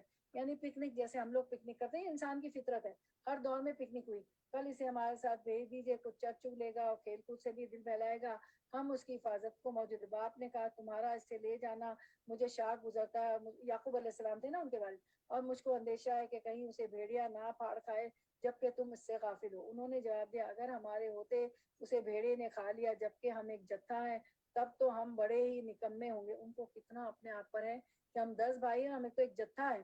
اب یہاں غلط بیانی سے کام لے رہے ہیں، جھوٹ کہتے ہیں، دل اور زبان کے فرق کو، دل میں کچھ ہے اور زبان سے کچھ اور کہا جا رہا ہے۔ تو وہ باپ کو بہلا پسلا کر یوسف کو ساتھ لے جا کر کنویں میں پھینکنا چاہتے ہیں۔ اس قسم کے جھوٹ جس میں دھوکہ بھی شامل ہو یہ انتہائی نقصان دہ ہے۔ تو حدیث مبارکہ میں نبی صلی اللہ علیہ وسلم نے فرمایا جو شخص جھوٹ بات کرنا اور فریب کرنا یعنی دھوکہ دینا اور جہالت کی باتوں کا نہ چھوڑے تو اللہ کو اس کی کوئی ضرورت نہیں کہ وہ اپنا کھانا پینا چھوڑ دے، یعنی جیسے روزہ بھی رکھا ہو رکھا ہوا ہو تو روزہ رکھ کر بھی اگر کوئی جھوٹ نہیں چھوڑتا تو روزہ بھی فائدہ نہیں دے گا. رمضان آ رہا ہے تو یہ حدیث کتنی ہے ہمارے لیے اس میں سبق ہے کہ روزہ پھر کوئی فائدہ نہیں دے گا اگر جھوٹ کو نہ چھوڑا. ایک اور جگہ پر آپ صلی اللہ علیہ وسلم نے فرمایا کہ حدیث مبارکہ میں کسی دل میں جھوٹ اور سچ اکٹھے نہیں ہو سکتے. ایک اور جگہ فرمایا کوئی گناہ اس لائق نہیں کہ اللہ، ایک اور حدیث ہے کہ کوئی گناہ اس لائق نہیں کہ اللہ اس کے کرنے والے کو دنیا میں جلد سزا دے دے اور ساتھ ساتھ آخرت میں بھی اس کی سزا جمع رکھے، جیسے قطع رحمی، خیانت اور جھوٹ. یہ چیزیں نہیں کرنی. یعنی 3 گناہ ایسے جن کی سزا بندوں کو دنیا میں بھی مل جاتی ہے. ان میں سے ایک جھوٹ بھی ہے. بعض اوقات ہم جھوٹ بول کر ایک چیز چھپاتے ہیں اور اللہ تعالیٰ اس کو کھول دیتا ہے اور انسان کے لیے بے عزتی کی بات ہو جاتی. تو اس لیے جھوٹ کبھی بھی فائدہ نہیں دیتا. تو انہوں نے جھوٹ بول کر بھائی کو ساتھ لیا.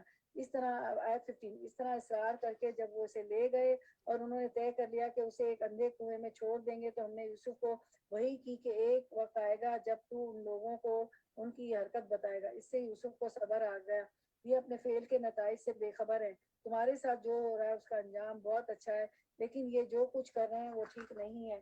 آیت 16 شام کو وہ روتے پیٹتے اپنے باپ کے پاس آئے اور کہا ابا جان ہم دوڑ کا مقابلہ کرنے لگ گئے تھے اور یوسف کو ہم نے اپنے سامان کے پاس چھوڑ دیا تھا کہ اتنے میں بھیڑیا آ کر اسے کھا گیا. آپ ہماری بات کا یقین نہ کریں گے چاہے ہم سچے ہی ہوں. جھوٹے شخص کو قسمیں کھانے کی ضرورت پیش آتی ہے.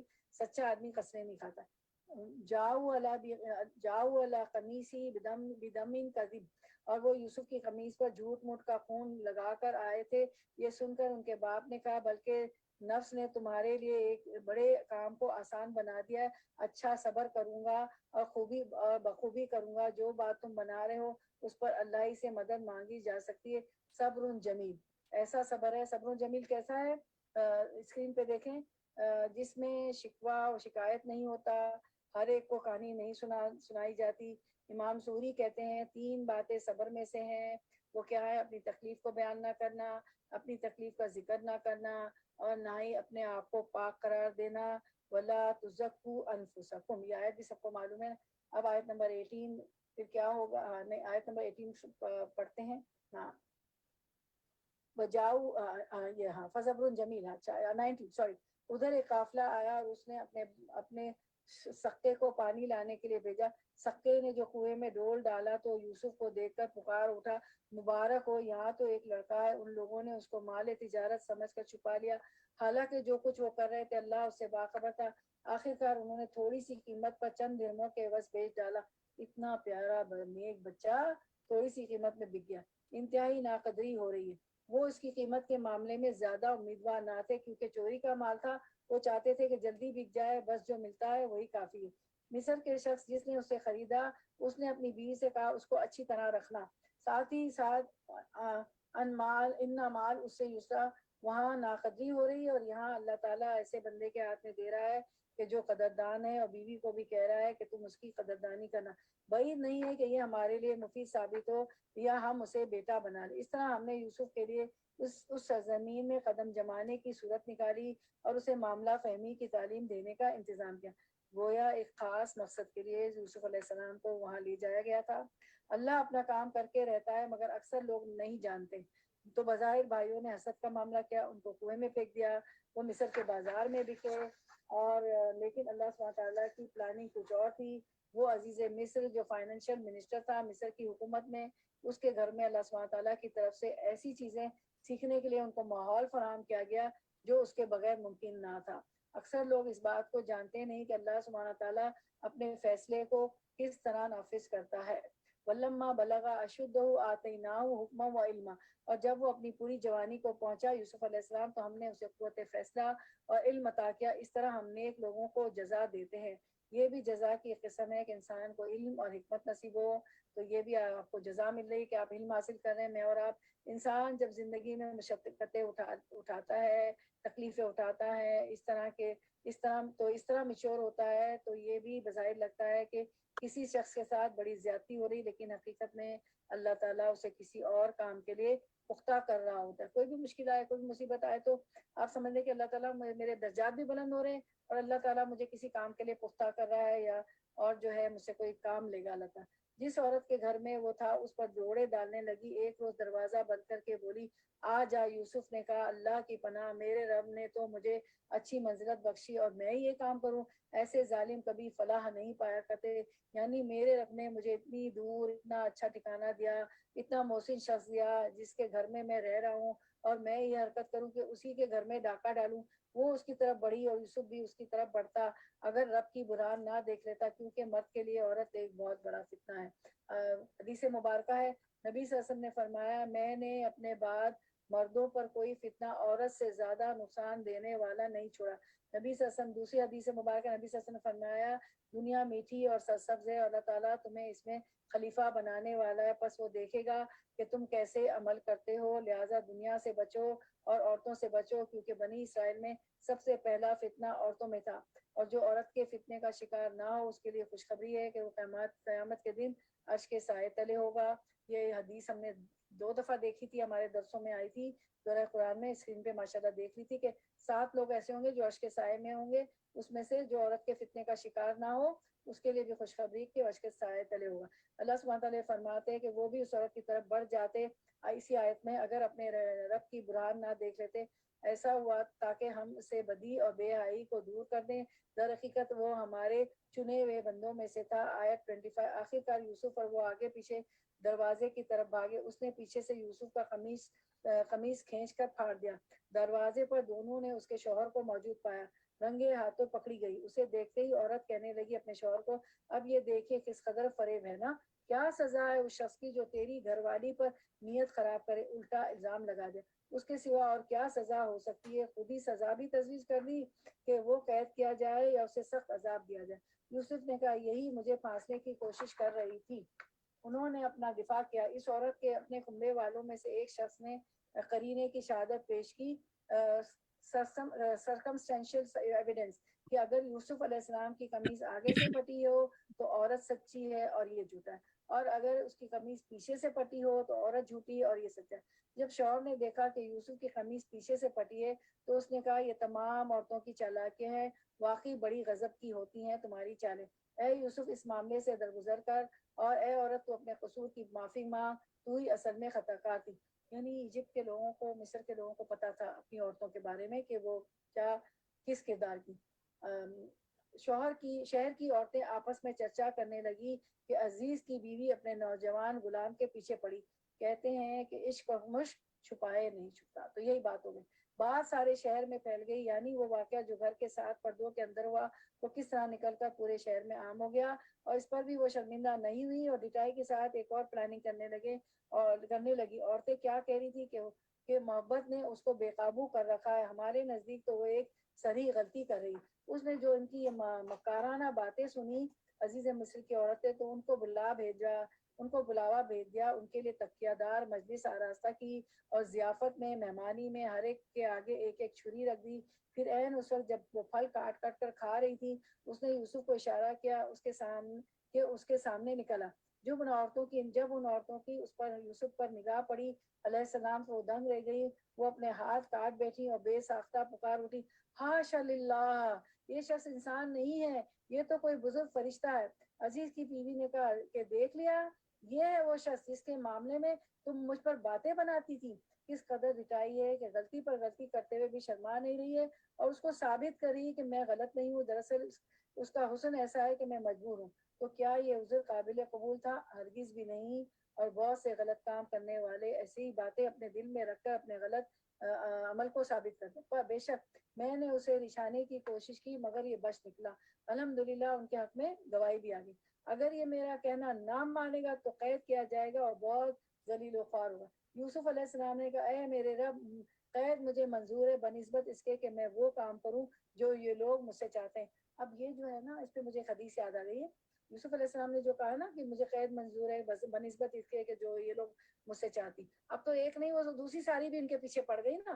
تو وہ تو ایک نیک تھے اور اللہ کی برہان دیکھ لی تھی، تو انہوں نے آپ سے سنے فرمایا کہ اگر یوسف علیہ السلام قید خانہ نہ مانگتے تو اللہ تعالیٰ کوئی اور صورت نکال۔ بہرحال جیسے اللہ کو منظور ہوتا ہے، یہ تو میں جس وقت حدیث بتا رہی، کتنا زبردست کردار ہے امام بخاری کے بارے میں، یعنی یوسف علیہ السلام کا کتنا اچھا کردار ہے کہ بنسبت اس کے کہ میں وہ کام کروں جو لوگ مجھ سے چاہتے ہیں، اے رب اے میرے رب قید مجھے منظور ہے۔ تو اب ہم دیکھتے ہیں امام بخاری کا واقعہ، تو یوسف علیہ السلام کا واقعہ کتنا زبردست ہے۔ امام بخاری کے بارے میں آتا ہے کہ ایک دفعہ ایک شخص کے ساتھ سفر پر جا رہے تھے، تو باتوں باتوں میں انہوں نے تذکرہ کر دیا اس شخص سے کہ ان کے پاس 1000 دینار ہے۔ تو کبھی نہ بتائیں کسی کو سفر میں کہ میرے پاس کتنا پیسہ ہے، خاص طور پر حج وج میں یا کہیں بھی آپ کہیں بھی جا رہی ہوں تو کیونکہ وہاں بھی میں نے سنا ہے کہ جیب کٹ جاتی ہے، آپ لوگ بھی گئی ہیں، آپ لوگوں کو پتا ہے کہ چوری ہو جاتا ہے، جیب کٹ جاتی۔ تو باتوں باتوں میں امام بخاری نے تذکرہ کر دیا کہ ان کے پاس 1000 دینار ہے، سامان سفر کے طور پر ہے۔ بہرحال جب کشتی میں بیٹھے، کشتی کچھ دور گئی تو جو نوجوان ان کے ساتھ سوار ہوا تھا، جس کو پتا تھا کہ امام بخاری رحم اللہ کے پاس 1000 دینار ہے، تو اس نے شور مچا دیا کہ میرے 1000 دینار چوری ہو گئے۔ اب تلاشی شروع ہوئی۔ اب امام بخاری کو یہ فکر ہوئی کہ اگر یہ دینار میرے ہیں، ظاہر ان کے ہی تھے اور میرے پاس سے نکلتے، جس کو یہ جھوٹا آدمی اپنی ملکیت قرار دے رہا ہے، تو یہ میرے اوپر چوری کا الزام آ جائے گا، خیانت کا الزام آ جائے گا۔ تو انہوں نے وہ دینار پانی میں بہا دیے خاموشی سے۔ جب امام بخاری کے تمام مال و متاع کی پوری تلاشی لی گئی تو ان کے پاس سے کچھ نہیں نکلا۔ جب سفر ختم ہوا تو شخص نے امام بخاری سے پوچھا کہ وہ پیسوں کا کیا ہوا جو تم نے بتایا تھا کہ تمہارے پاس تھے؟ تو انہوں نے کہا کہ وہ میں نے پانی میں بہا دیے تھے، اس ڈر سے کہ کہیں مجھ سے لوگ حدیث رسول اس وجہ سے نہ لیں کہ یہ جھوٹا شخص ہے۔ آپ کو پتا ہے نا حدیث میں بڑی تحقیق ہوتی ہے، بہت کچھ دیکھا جاتا ہے، کوئی شخص بھولنے والا بھی ہوتا ہے نا تو اس کی بھی حدیث نہیں لی جاتی، ایسی حدیثیں نہیں جمع ہوئی۔ یعنی عزت کو بچانے کے لیے انہوں نے امام بخاری نے 1000 درہم پھینک دیے پانی۔ یہاں پر بھی یوسف کہتے ہیں علیہ السلام کہ اس برائی سے نکلنے کے لیے، اس برائی سے بچنے کے لیے، کیونکہ وہ ایک عورت نہیں سارے شہر کی عورتیں پیچھے پڑ گئی تھی، تو کس سے نپٹیں گے؟ یا رب مجھے ہی تو کہیں لے جا، سمیٹ لے۔ اگر تو نے ان کی چالوں کو مجھ سے دفع نہ کیا تو میں ان کے دام میں پھنس جاؤں گا اور جاہلوں میں شمار رہوں گا۔ ایسی حرکتیں کیا ہے جہالت کا مبنی۔ آیت 34۔ اس کے رب نے اس کی دعا قبول کی اور ان عورتوں کی چالیں اس سے دفع کر دی۔ بے شک وہی ہے جو سب کی سنتا ہے اور سب کچھ جانتا ہے۔ اللہ اکبر۔ پھر ان لوگوں کو یہ سوچی کہ ایک مدت کے لیے اسے قید کر دیں، حالانکہ وہ اس کے پاس پاک دامنی اور اپنی عورتوں کے برے اتوار کی صریح نشانیاں دیکھ چکے۔ مصر کے لوگوں کو پتا تھا، جانتے بوجھتے ہوئے کہ قصوروار کون ہے، مجرم کون ہے، لیکن چونکہ وہ تعداد میں زیادہ تھے تو ان کو پکڑنے کی بجائے ایک بے گناہ بے قصور یوسف کو پکڑ لیا اور جیل میں بھیج دیا گیا علیہ السلام۔ وَدَخَلَ مَعَهُ السِّجْنَ فَتَيَانِ۔ قید خانے میں 2 غلام اور بھی ان کے ساتھ داخل ہوئے۔ ایک روز ان میں سے ایک نے ان سے کہا، میں یوسف علیہ السلام سے، میں نے خواب میں دیکھا ہے کہ میں شراب کشید کر رہا ہوں، اور دوسرے نے کہا کہ میں نے دیکھا ہے کہ میرے سر پر روٹیاں رکھی ہیں اور پرندے ان کو کھا رہے ہیں۔ دونوں نے کہا ہمیں اس کی تعبیر بتائیے، ہم دیکھتے ہیں کہ آپ ایک نیک آدمی۔ یوسف علیہ السلام کا جواب سنیں کہ وہ کس طرح جب ان کو کچھ معاملہ معلوم کرنا تھا تو کس طرح تبلیغ پیش کرتے ہیں، کس طرح بات کرتے ہیں۔ میں نے ہمیشہ آپ کو کہا ہے کہ جب بچے بہت جوان ہو گئے، کسی کے بچے نماز نہیں پڑھ رہے ہیں یا دین پر نہیں ہے، تو حکمت سے کام لیں۔ جب وہ کہیں دعا کریں، جاب نہیں مل رہی ہے، اچھی جگہ ایڈمیشن وغیرہ وغیرہ جو بھی، تو کوئی اچھی سی بات کرتے ہیں۔ اب آپ دیکھیں یوسف علیہ السلام کا طریقہ، تبلیغ کا طریقہ۔ تو یوسف علیہ السلام نے کہا یہاں جو کھانا تمہیں ملا کرتا ہے، یعنی کہ زندہ میں قید خانے میں، اس کے آنے سے پہلے میں تمہیں ان خوابوں کی تعبیر بتا دوں گا۔ اچھا، پہلے تو یہ کہا کہ ضرور کھانا آنے سے پہلے بتا دیا، میں زیادہ لمبا ٹائم نہیں لوں گا، کھانا آنے سے پہلے تعبیر بتا۔ یہ علم ان علوم میں سے ہے جو میرے رب نے مجھے عطا کیا۔ واقعہ ہے کہ میں ان لوگوں کا طریقہ چھوڑ کر جو اللہ پر ایمان نہیں لاتے اور آخرت کا انکار کرتے ہیں، اور اپنے بزرگوں ابراہیم، اسحاق اور یعقوب علیہ السلام کا طریقہ اختیار کیا ہے۔ ہمارا یہ کام نہیں کہ اللہ کے ساتھ کسی کو شریک ٹھہرائے، اور در حقیقت یہ اللہ کا فضل ہے ہم پر اور تمام انسانوں پر کہ اس نے اپنے سوا کسی کا بندہ ہمیں نہیں بنایا، مگر اکثر لوگ شکر نہیں کرتے۔ اے زندہ کے ساتھیوں، زندہ یعنی قید خانہ، پریزن جو تھا نا، قید خانہ۔ اے زندہ کے ساتھیوں، تم خود ہی سوچو کہ بہت سے متفرق رب بہتر ہیں یا وہ ایک اللہ جو سب پر غالب ہے۔ اس کو چھوڑ کر تم جس کی بندگی کر رہے ہو وہ اس کے سوا کچھ نہیں ہے کہ بس چند نام ہے جو تم نے اور تمہارے آباء و اجداد نے رکھ لیے ہیں۔ اللہ نے ان کے لیے کوئی سند نازل نہیں کی۔ فرما روائی کا اقتدار اللہ کے سوا کسی کے لیے نہیں ہے۔ ان الحکم الا اللہ، اس کا حکم کہ خود اس کے سوا تم کسی کی بندگی نہ کرو، یہی ٹھیک سیدھا طریقہ زندگی ہے، مگر اکثر لوگ جانتے نہیں۔ اے زندہ کے ساتھیوں، تمہارے رب کی تعبیر، تمہارے خواب کی تعبیر یہ ہے کہ تم میں سے ایک تو اپنے رب شاہ مصر کو شراب پلائے گا، اور جو ہے دوسرا تو اور دوسرا تو اسے سولی پر، دوسرا جس نے خواب دیکھا تھا، دوسرا تو اسے سولی پر چڑھایا جائے گا اور پرندے اس کا سر نوچ نوچ کر کھائیں گے۔ فیصلہ ہو گیا اس بات کا جو تم پوچھ رہے تھے۔ یہاں یوسف علیہ السلام کے کردار کو سمجھنے کا ہمیں موقع مل رہا ہے میری بہنوں، کس طرح یوسف علیہ السلام میں جیل میں ہوتے ہوئے کسی فرسٹریشن کا شکار نہیں ہوئے، کسی ڈپریشن کا شکار نہیں ہوئے۔ حالانکہ وہ بے قصور تھے، لیکن اس کے باوجود انہوں نے بہت صبر کے ساتھ عمدہ طریقے سے اپنا وقت گزارا، بہت اچھے اخلاق کے ساتھ، حتیٰ کہ ان کے ساتھ قید خانے میں جو دوسرے آدمی آئے تھے دو، انہوں نے ان کی خوش اخلاقی کو، ان کے احسان کو، ان کی نیکی کو پہچان لیا۔ تو بہرحال اللہ تعالیٰ کا کرنا ایسا ہوا کہ انہوں نے خواب دیکھا، اس کی تعبیر کے لیے انہیں یوسف علیہ السلام ہی مناسب شخص نظر آئے قید میں۔ ایسا کیوں ہوا؟ ایسا ان کے اچھے اعمال کی وجہ سے، یوسف ان کے اس بھروسے کی وجہ سے جو انہوں نے اپنے عمل کی وجہ سے لوگوں پر بلڈ کیا تھا۔ ایک داعی دین، ایک دعویٰ کا کام کرنے والا، دین پھیلانے والا مبلغ جب لوگوں کے ساتھ اچھا معاملہ کرتا ہے تو ہی اس کی بات سنی جاتی ہے۔ اگر وہ گھر میں جھگڑالو ہے، باہر بھی ہر ایک سے جھگڑتا رہتا ہے، تو دین کی تبلیغ کے قابل نہیں ہے۔ اب یوسف علیہ السلام کے پاس چونکہ وہ خود چل کر آئے تھے تو انہیں موقع مل گیا کہ تبلیغ کرنے کا۔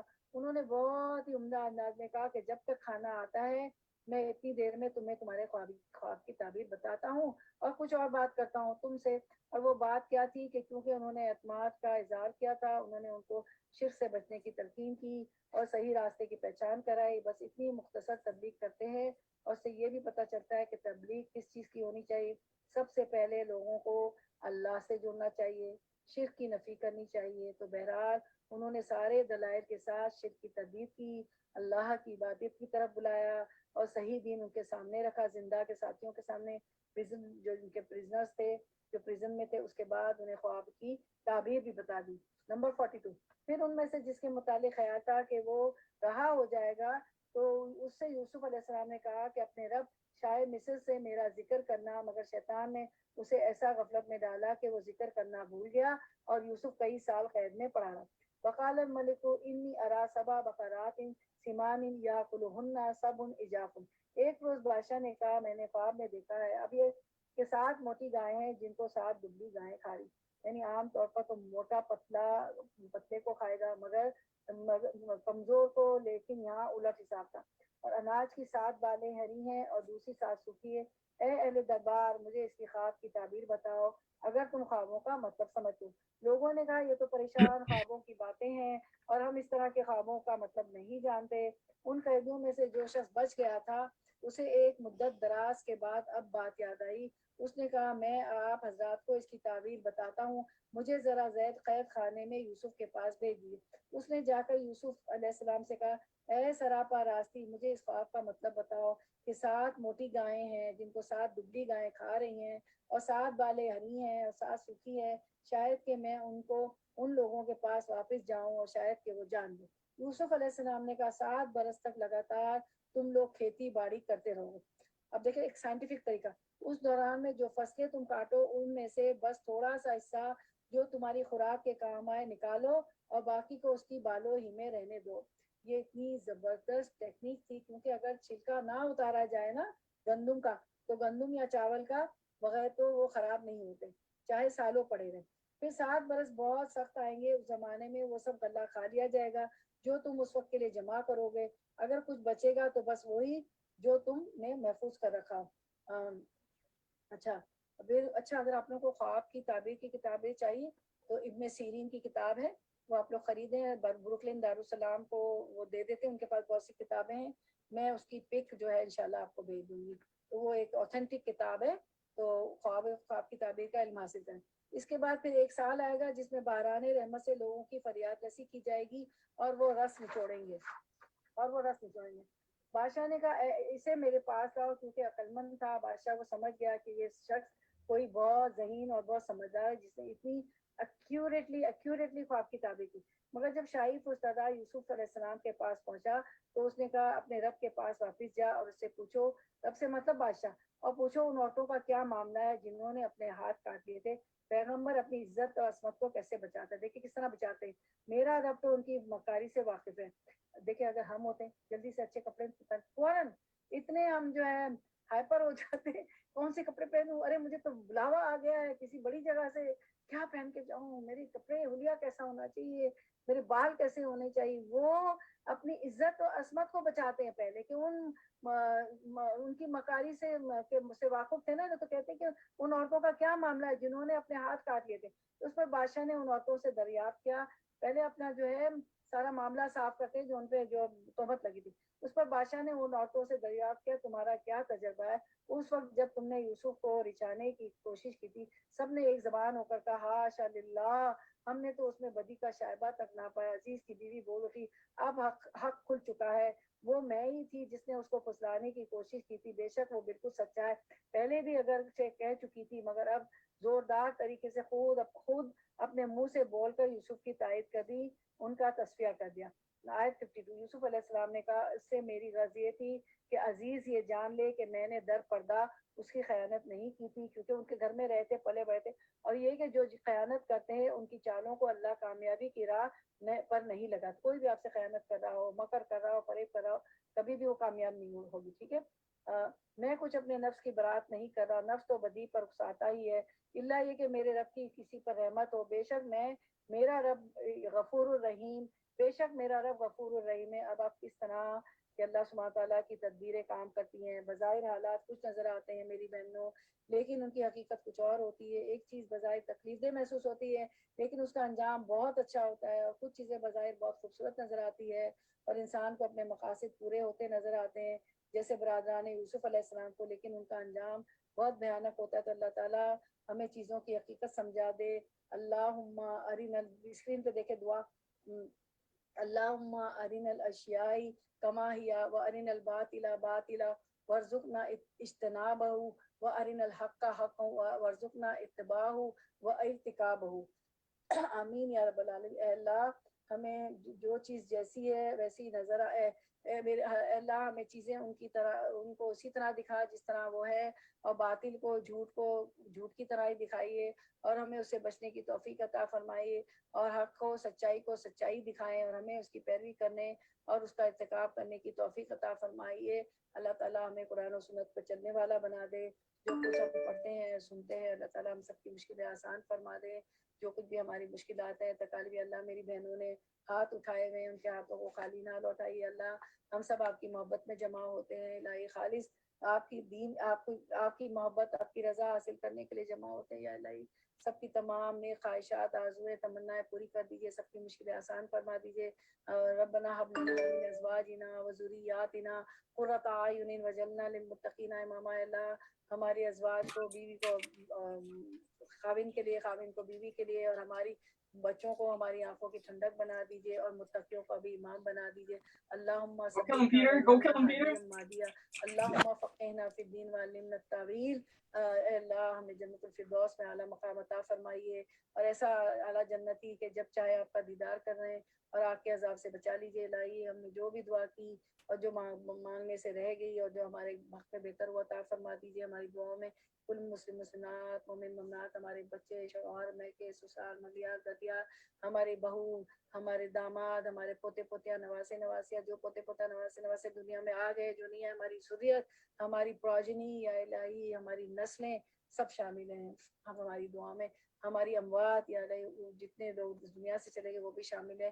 जन्नतुल फिर अल्लाहुम्मा इन्ना असअलुका जन्नतुल फिरदौसिल आला व अऊज़ु बिका मिनन नार व आखिरु दावाना अनिल हम्दुलिल्लाहि दुरूद शरीफ पढ़ लेते हैं। एक एक दुरूद शरीफ पे 10-10 रहमतें नाजिल होती हैं। और जो है आप जो अल्लाह ताला की कुर्बत हासिल करने के लिए, अल्लाह की रज़ा के लिए दौरा कुरान में शामिल होती हैं, और जो है आप रमज़ान की जो तैयारी कर रही हैं और जो हालात आप दीन की महसूस कर रही हैं, उसके लिए आप लोग आगे लोगों को बोले। अभी भी हमारे 18 पारे बाकी, एक एक बहन टारगेट रखें कि 10-10 बहनों को लाएंगी, तो आप देखिए कितना अजर सवाब उनको भी मिलेगा, उनकी भी रमज़ान की तैयारी होगी, और पता नहीं कौन सी नेकी अल्लाह को पसंद आ जाए, हमारी बख्शिश हो जाए और हमें भी सवाब मिलेगा। तो टारगेट एक रख लें कि मुझे वर्ल्ड ओवर से, इस पे जूम पे तो वर्ल्ड ओवर से बहनें शामिल हो सकती हैं, कि मुझे 10-10 बहनों को लाना है। कोशिश करके देखें, अल्लाह ताला तो समीउन बसीर है, सुनने वाले। उन्होंने कैद खाने में भी आप देखें कि अल्लाह का पैगाम दिया, देखा आप किस तरह ना। तो चलें, तो आप लोग कोशिश करें इंशाअल्लाह, और जो है कोशिश का भी अल्लाह ताला अजर देते हैं। अल्लाह ताला देखते हैं कि हम कितनी उसकी राह में कोशिश करते हैं ना।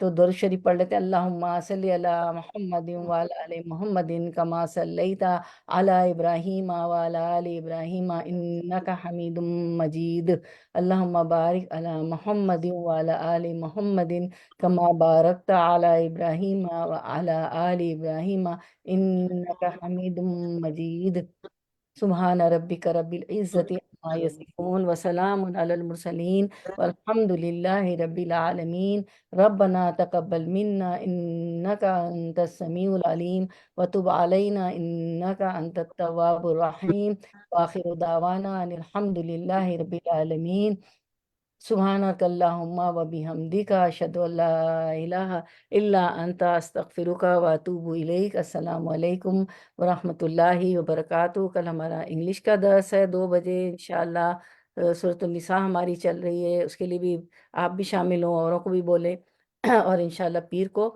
ہم 13 جز کے ساتھ حاضر خدمت ہوں گے۔ زیادہ سے زیادہ بہنوں کو دعوت دیں، ابھی بھی ہمارا 18 پارہ باقی ہے، اور ثواب دارین حاصل کریں انشاءاللہ۔